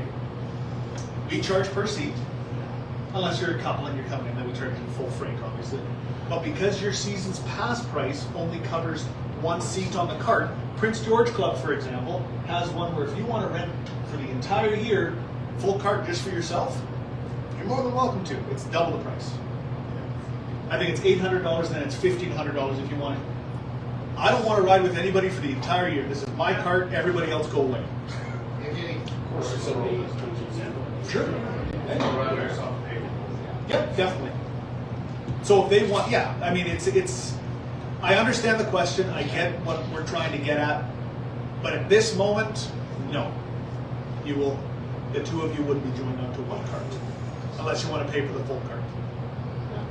So the thing is that I can see the 2 carts. So we have ladies that, like again, some take a cart and some walk, but they will put their clubs on the cart and walk because they don't want to pay for the cart. Right? Yeah. So is it gonna be an automatic ballot, they have to pick the card, not the card? So they're still gonna be able to put their clubs onto the card and get away with not paying for it. If you want to put your clubs on and walk, fly at it. If you want to put your clubs on and jump on, you'll be $13.50. Right? Well, that's Because you exactly pay- what they're gonna do up the hill and then. Of course they are. And that is our job to control that. That is one of the things that we are hoping this move gets rid of, because there are a lot of people that take advantage of that. Oh no, I'm just taking the car just because I'm going to give my buddy a ride up the hill. And then he sure gets a ride up the hill. And then once And you're every hill outside- from then on, and then on hole number 9, they jump off and walk. Right? I agree with your position. I would like to help whoever walks with me, and there's not that many. I'd like to help the clubs up the hill, like, yeah, they can walk if they haven't paid Yep. for that, I So, will help with that, just Peter because just said the I internet want to just keep crashed. pace of play. 100% agree. That's why. And the majority of the walkers out We're here good. now, should say the majority, but you know what? In this group, the majority of the walkers up here now have the remote control ones, right? It's not 20 years ago where you were having to carry your bag or you're pulling this, metal contraption up the hill, right? I had a gentleman come in, and there's apparently a type of golf cart that you can get where 2 foot pedals go down and you can stand on it and go up the hill. If you want to invest in that, I can't tell you not to, right? You're more than welcome to. If you flip it and die, that's on you, right? It'd be awesome, right? But the purpose of this, and I'm going to preemptively say this because I know that I'm going to get a bunch of questions on it. The purpose of this is, in my opinion, the customer service down here over the last couple of years in regards to the driving range, carts being cleaned, all of that kind of stuff was, in my opinion, way below the par that it should be. Right? I had so many people coming in, hey, I found cigarette butts, teas, beer cans, all this kind of stuff in my cart. Is part of that training? Absolutely it is. Is part of that, hey, they're out on the hole giving people rides up the hill for 3.5 hours a shift, so I've lost somebody for 3 hours. Now the range is empty, we have no teas, no baskets. I can't tell you how many times, even with Chris, I gave Chris a few lessons, right, where I'm having to walk the range to find a bucket, to find a tee, to find something, which is something that our back shop staff should be doing, right? So when I came in, that was the first push that I made, was that we need to do something, and there were 2 options. You hire another staff member, or 2 staff members, because it winds up being, I talked to every staff member, they said that it was somewhere between 40 and 60 hours a week that they were taking people up the hill, right? 2 to 3 hours, per day per side, right? So 4 to 6 hours a day. And sometimes that's more, sometimes it's less, right? But 7 days a week. So we either hire 2 more full-time employees, or we negate that side of it, and we focus on the customer service aspect of it. Because I still believe that we've got the best customer service of any golf course north of Kamloops. Except me. I don't want to talk to anybody. That's why I'm here. I'm here now so they don't have to talk to all of you individually. But it's something that we've got away from.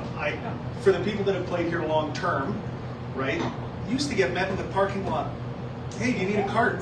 Oh, yes. Right? Oh, yes. Used to get that, right, which was fantastic. Now, we were a lot less busy, but it was something that you kind of expected.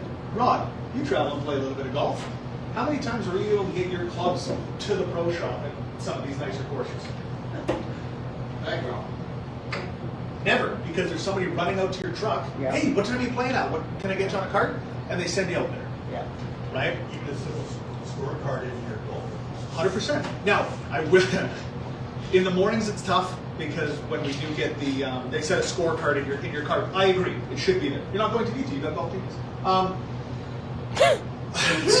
I agree, but condensation will kill it. Back when we were watering the crap out of the golf course, they would get hit and we'd lose 40 scorecards. So a lot of these ones didn't get done. Should they be done in the morning? Absolutely. When the car's pulled down. 100%. But we got six groups of walkers that are going out hole number 1 to start. So now you lose that time to do it.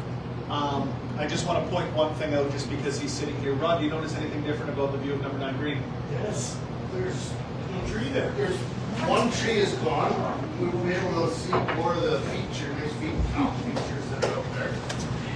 Never been a 9 green is? Yeah, I know you don't hit it often, but yeah, we got rid of the tree.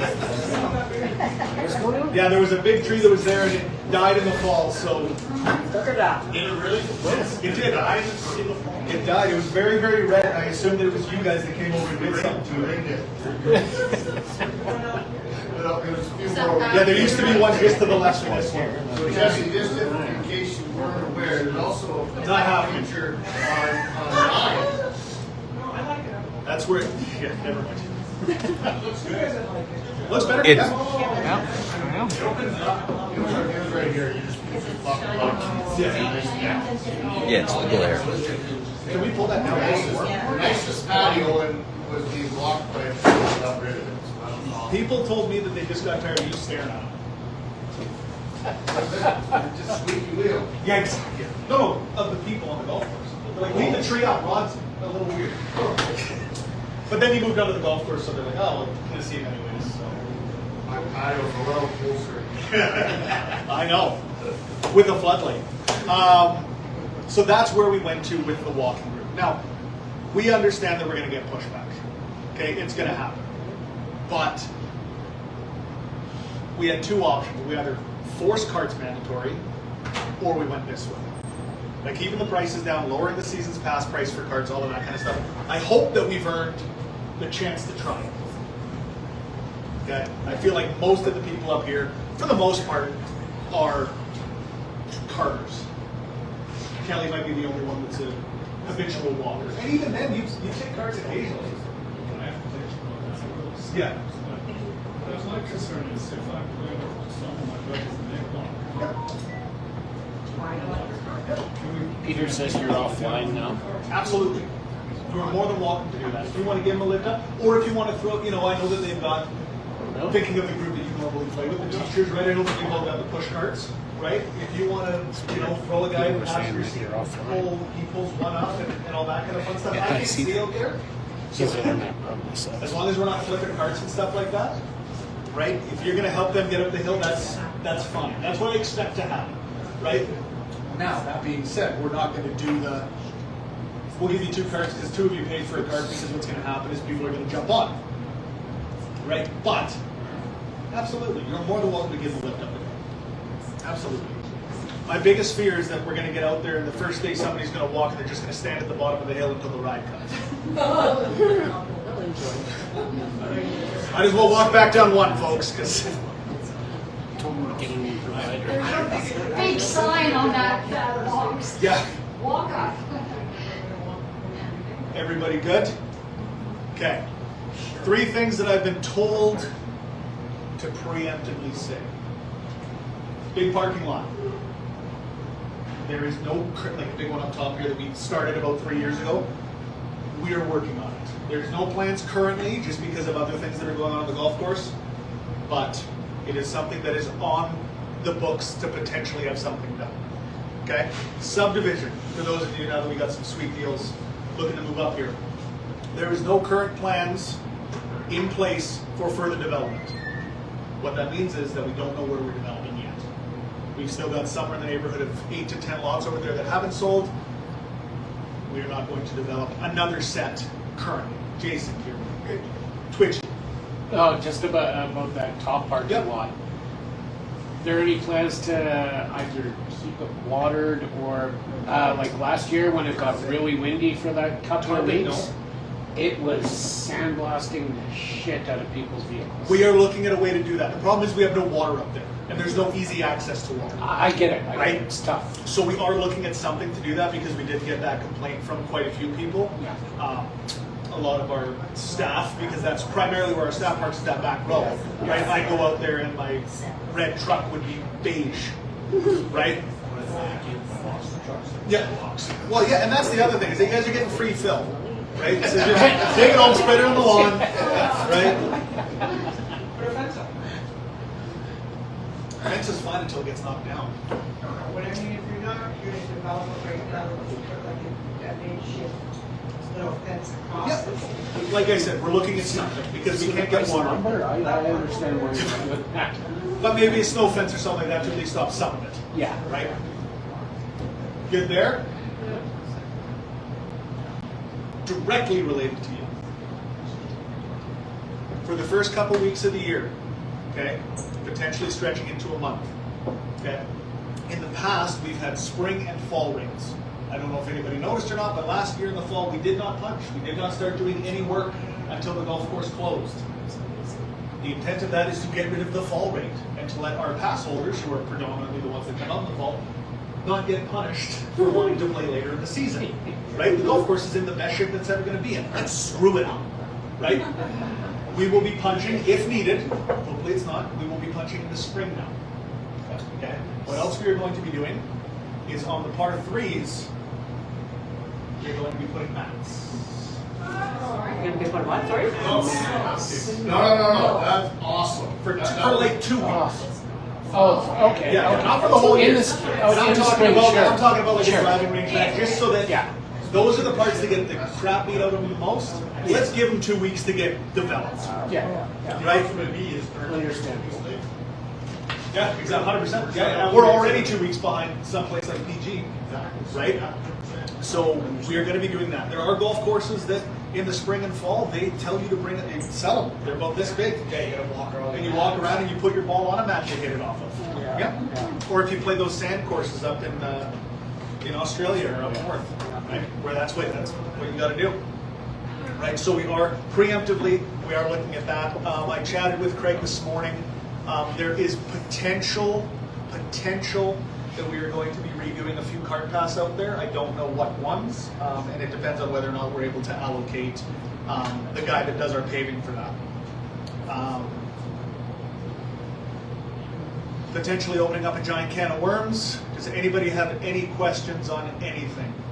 All the tee box on the boards or anyway, like on Tobiano, pop up that little tee up there so you can hit. Hear the question? Pop-up tee? Like on the blues and the blacks you're talking about? Yeah. Instead of popping. Yeah, because there's no way you can get a key in there. So you're talking about having one like in the mat? Yeah. Bottle cap works really good. It's one of the tee goes out inside. Oh, so like the little rubber one, like what they have on a lot of ranges. And Tobiano has Yeah. that in the range, yes.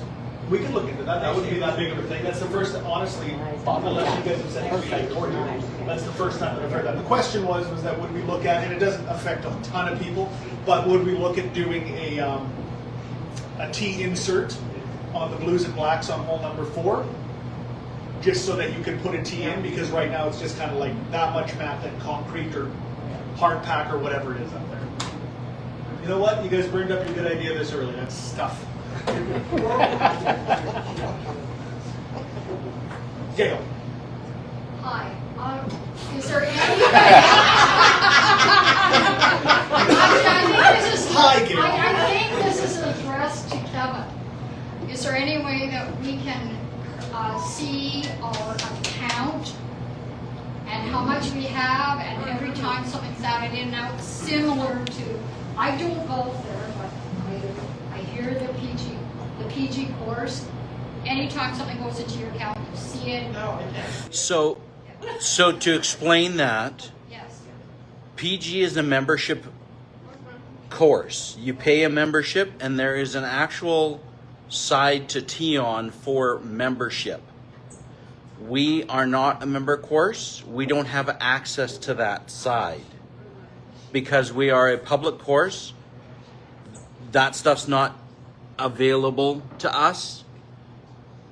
It's not a restriction that we're putting on everybody. It's just because we're public course, not a membership. So unfortunately at this point, and I've had this discussion many a times with Tion, it's not available. It is on the to-do list, but until it arrives, there's not a lot we can do about it. Here's how from what I understand, here's how to kind of add on to what Kevin's saying, here's how the PG one works, is they've got a membership account and then they've got an account. And from what I understand, what they do is they just throw everything on your membership account, so you will get an update. Hey, this was added to your account, this was added to your account. We don't do membership accounts. We have accounts that some people have, right? Not everybody has an account. Everybody's got a profile. Primarily staff members have accounts, and companies for when they come out for tournaments and stuff like that. It's a charge account, not a accruing account. Let's put it that way. Okay. Yes, Rob. Is there anything you can tell us about your plans for the cart paths? What holes? No, Like, I'm- for example, hole 2 would be a massive fix, especially with all the stuff on pace and play to move that cart path away from the front and around the back. I can't speak to which ones we're doing. Like I said, it was kind of thrown at me this morning. Hey, yeah, we might do this. I don't know. Okay, thanks for the super great amount of info. But it is something that we're looking to do. Usually every couple of years we do a few cart paths. It's standard, right? Keeping it up here. That has been a discussion for the last 3 or 4 years about how to make that different. Sure, right? it will show up on your profiles here where the bullet is that everybody's gonna wait. For sure, yeah, and that's, I mean, it's one of those things where it is it's not just, oh, let's just put a cart path around here. It's, okay, well, if we do that, right, and we wouldn't do it right around the back because that doesn't really solve the problem, because now you're too close to the green. You would have to go out and like around the road, essentially, is how we would do it. And and that just leads to a whole bunch of safety stuff and having to put up guardrails and all that kind of stuff. So it's whether or not we want to just do that one, or whether we want to do 2 or 3 ones that need proper work because they're causing damage to carts or to equipment, that kind of stuff. Yeah, but I mean, that is a pretty good involvement. 100% is, yep, I don't disagree. Keep people laying up, can't lay up.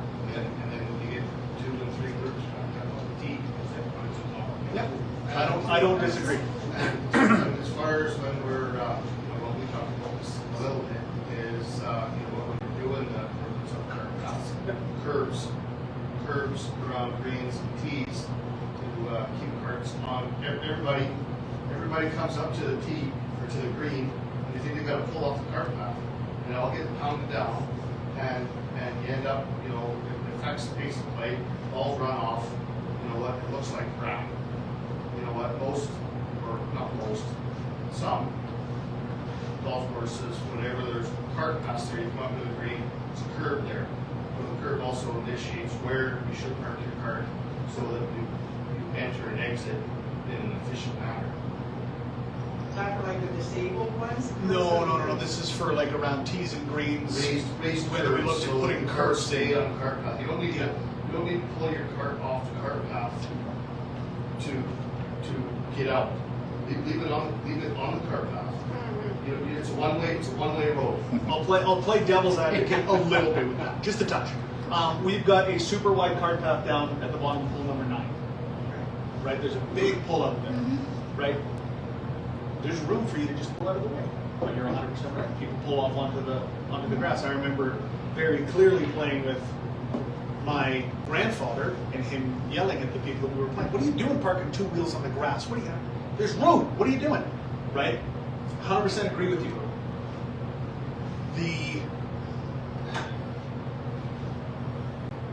Let me put it to you this way. Golf course that I played in Palm Springs is called Heritage Palms. Beautiful golf course. They have a gate system.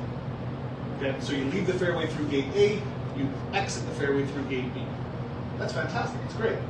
Does everybody listen to the gate rule? No. They go out whenever they want. They use the 90 rule. It's something that we are looking at, but I don't think it's going to have as much of an effect as, oh, well, now everybody's going to stay there, because how far back do you make the curve? Right? How high do you make it? Right? Now that's going to affect, now you get balls hitting the curb and kicking left, kicking right. Now you got to do equipment getting around there with mowers and everything like that, right? Trip hazard, right? Yeah, you do it right. You finish it off. You do a little bit of landscaping on there, so if somebody does jump it, you don't ice it off the cart or anything there. Significant amount of golf courses do it. That's all I'm saying. For sure. Yep. 4 questions. Jason, we'll go you first because you've been waiting. Okay, this is from Peter. Benningfield? First time caller, long time listener. Yeah.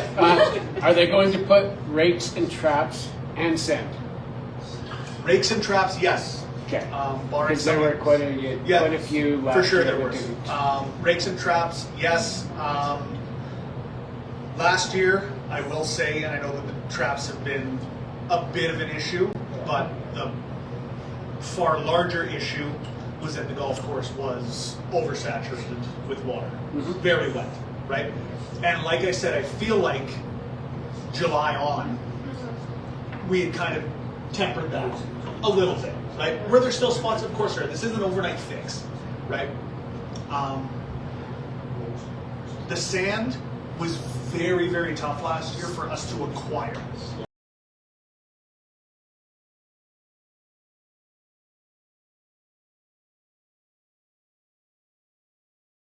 This very moment, it's not something that we have gone down the rabbit hole on yet. To be completely honest. This is the GPS that you're putting in there, Yep. some capability to, as soon as we come through the gates as a homeowner, it turns live, you see everything. Oh no, it's live when you're parked in your garage. Yeah. Yeah. You have the ability to see everything out there. So this new system has Wi-Fi access that every cart is connected to as long as they're within range of parking and the shop. The GPS also reports if they leave the property. There's a lot of restrictions on where you're allowed to drive the cart. All of those things bring in a lot more issues than we really have time to go over right now. It's not something that ownership is interested in looking at right now. And that's not Forever, down the road, sure. But right now, we need to get the technology working for this year for the new thing. So it's not something that we want to look into right now. Believe me when I say that every fall, right, whether it's homeowners bringing it up, whether it's Kevin bringing it up, whether it's me, whether it was Ian, right, the conversation happens every fall, right? Is this something that we want to go down the road on? Unfortunately, for the people that want it, there's always been something more pressing, right? That's kind of the least of our concerns because it's great, but it's a net zero for us, right? Because you guys are going to absorb all the costs. Well, we've already got the costs that we've put out, right? You're already going to buy the cart. We've already paid for the cart, right? It's a net zero. It's not making us more money, right? There's always a bigger project, right? And that's crass and it's, straightforward, but it's where we're at, right? With this new system, do you have better Wi-Fi in this whole building? Yes. Yes, you do? Okay. Because We've had to upgrade all of it. Yeah. You've upgraded. Yeah. I guess this is on the same topic. There's a lot of places on the golf course where you can driving along with the cart last year and something equipment ready to go. That might have to do with the business. That was me. Yeah. That was me. I had the mouse and I was just like, oh, Kelly's got a cart. No. There are some, it predominantly would happen on 2 and 10 when you're driving up the hill and all of a sudden you've got no power, or on number 3 when you're going from 2 to 3 T-box. Because it's run off a satellite, right? Think about, I equate it to driving with a satellite radio. If you're driving through the canyon, you're fine, but as soon as you get into that Chilliwack Abbotsford area, when you got stuff all the way up and around you, it gets a little bit spotty, right? Now it's the same place. 100%. I agree with you 1,000,000,000%. But it's That better. was only one thing I wanted to Sure. mention. We talked a little bit earlier about curves and stuff. Yep. People in public areas where they should be with their carts. Sure. And I really think that's something that's kind of important, but not necessarily curves. Number 6, for instance, the number of times that we see last year behind people who drove their carts All over the place place. on a par 3, right up to the green. Just, I can't believe it. Now, how can people be like that? There is a sign there. Well, an easy solution to that would be to put one of your nice little road areas all the way down the cart path so people ride So, through the Alps, you know, onto the cart path. once we- Rather than curbs, maybe. Yeah, so the question was, we see a lot of people that are driving their cart all over, and it's not just 6, it's everywhere, right? But you see, because it's a part time, right? 5, right? 4, right? Simple solution is, absolutely, we could put the ropes up. Doesn't look great, right? And I'm gonna be honest with you, that's on our end, right? Because that GPS system should lock you out as soon as you leave that cart path, right? But what happens is, and I'm not making excuses, it's a fact. Gail's got a broken leg, okay? Actually, no, Sharon. We're gonna go with Sharon because she's got a king. So Sharon's got a broken leg. She wants to play golf. Okay, Sharon, well, we're gonna equip you with a handicap cart so you can drive up next to the green and do all that stuff so you don't have to walk because we still want you out here, but it's tough for you to get around. Sharon goes out and plays, comes back in. The cart doesn't reset. So now, Jimmy and his 3 idiot buddies go out there and they figure out that I can drive this cart wherever I want to. Right? So that's on us. Right? Are there times where, yes, if Sharon goes out where she's going to have the ability to drive right up next to the green because she's got a bump hip? Absolutely. Right? I've done it for pretty much everybody in this room. Somebody has played with somebody that's had a handicap cart. We don't do the flags anymore. We just haven't, just because we're able to see it on our screen. Right? You know, that actually is a different point, because those of us who are out there, and I can handicap them. Yep. I'd feel better if I had a flag, because that indicates to all these other people. Yeah, like especially like me with my foot, like I'm young, fairly. I had a lot of foot problems last year, and I had to use the handicap thing. Not having a flag, I got shit a few times. It's like, sorry, dude, like I can't walk. Yeah, I agree. I like the flag because then at least it helps people understand. You know where I live, and I see a whole swack of young folk that don't look handicapped at all. And I assumed that they had let the kill cart button off because they were in a tournament. That's what I had assumed. No. So, no. Okay. We are able to, like, even with the old system, we were able to set parameters, obviously. But if you were on the cart path, which most people should be, it would let you go. We would never yeah. I understand what you're saying, but we don't do that because you should be coming in on a cart path anyways. Right? You're not coming down 18. However, I would like to. Kevin. So getting back to pride in this golf course and everything. Yep. Every golf course we go to, and this golf course too, Tuesdays and Wednesdays are cheaper days because they get days. Expect to be held up.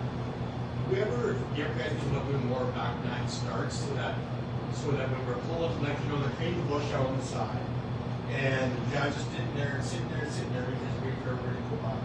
So if you had a back nine start on Wednesday, gives those guys 2.5 hours so front nine in between the bush and not waiting for us to go by. Because, we like to see the bush cleaned out, we need to brush down, we need all that stuff cleaned up. But they're sitting around in their golf carts because they're waiting for us to go through. 90% of that, that's a great question. Why golf courses that have maintenance days or maintenance times, right? Back nine starts, front nine starts, all of that kind of stuff. Adjusting the golf course to be able to do that. 90% of our brush clearing and stuff like that gets done from the day we close to the day that we log out, right? I'm sure that, like you guys, Rod especially, walks the golf course a little bit in the fall. You'll see them out there with their, like this year, how long did they rent the tree shredder for?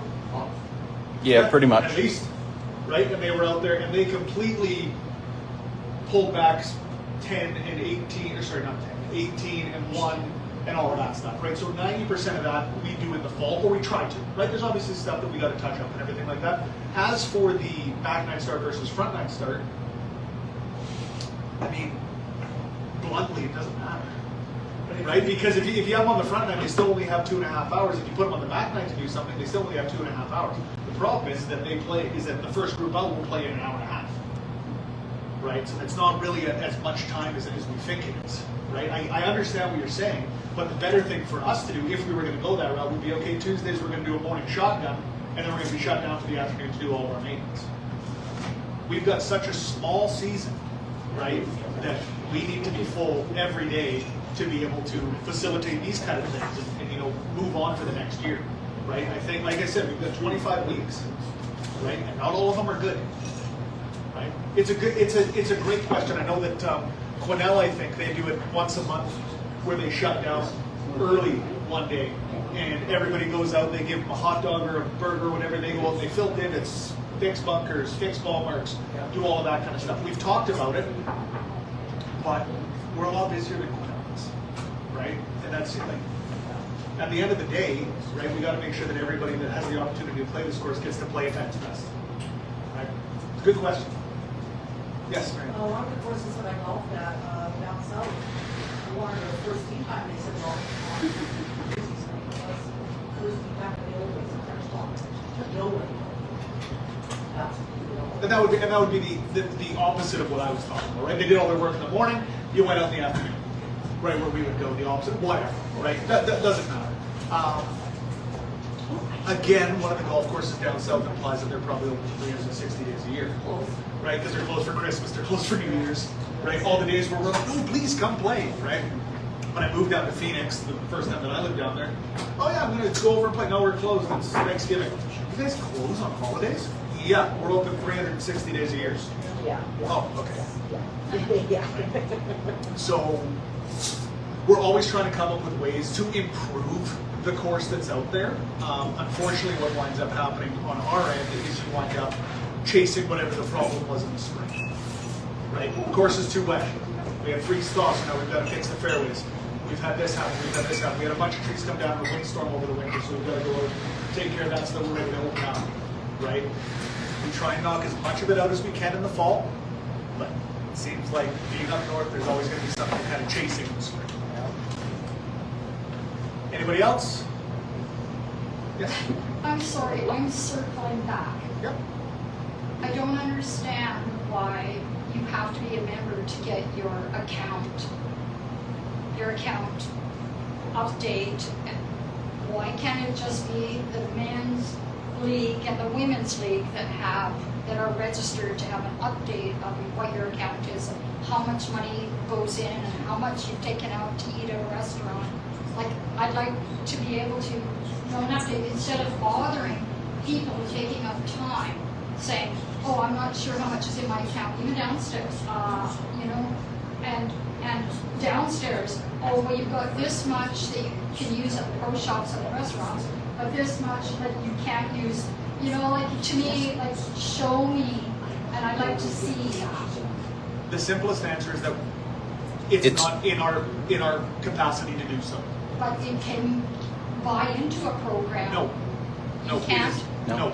It's the same system. We just don't have members, right? That's where the dichotomy is that it's a membership account because we don't classify everybody that plays ladies' night, everybody that plays men's night as members because we don't have members, but B, right? It's not something that's available for us. It is something that we talk with Keon every fall about. They send out their thing.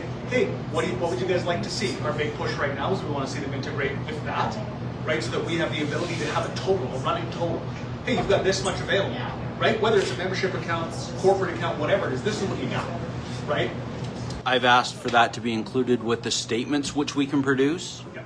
They're, like I said, they're looking into ways to make that happen. It's just not available right now, unless. When I'm down in the pro shop, or when it's time consuming. Do not feel bad. Even as a member, absolutely. I still can't see what I have. Yeah, nobody can see. No, correct. Okay, thank you. No, absolutely not. Anybody else?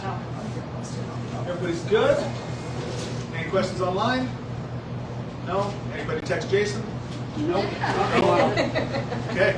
Thank you guys very much for coming up. I appreciate it. Hopefully this answered a bunch of you guys' kind of queries prior to the season getting going. Again, if you guys have other questions that you didn't really feel comfortable bringing up, send me an email, right? I'm on there pretty much daily, and I can check and see what's going on. Send it to the Pro Shop one, and somebody monitors that pretty regularly. Otherwise, enjoy the rest of your Sunday, guys. Thank you very much for coming out. Appreciate it.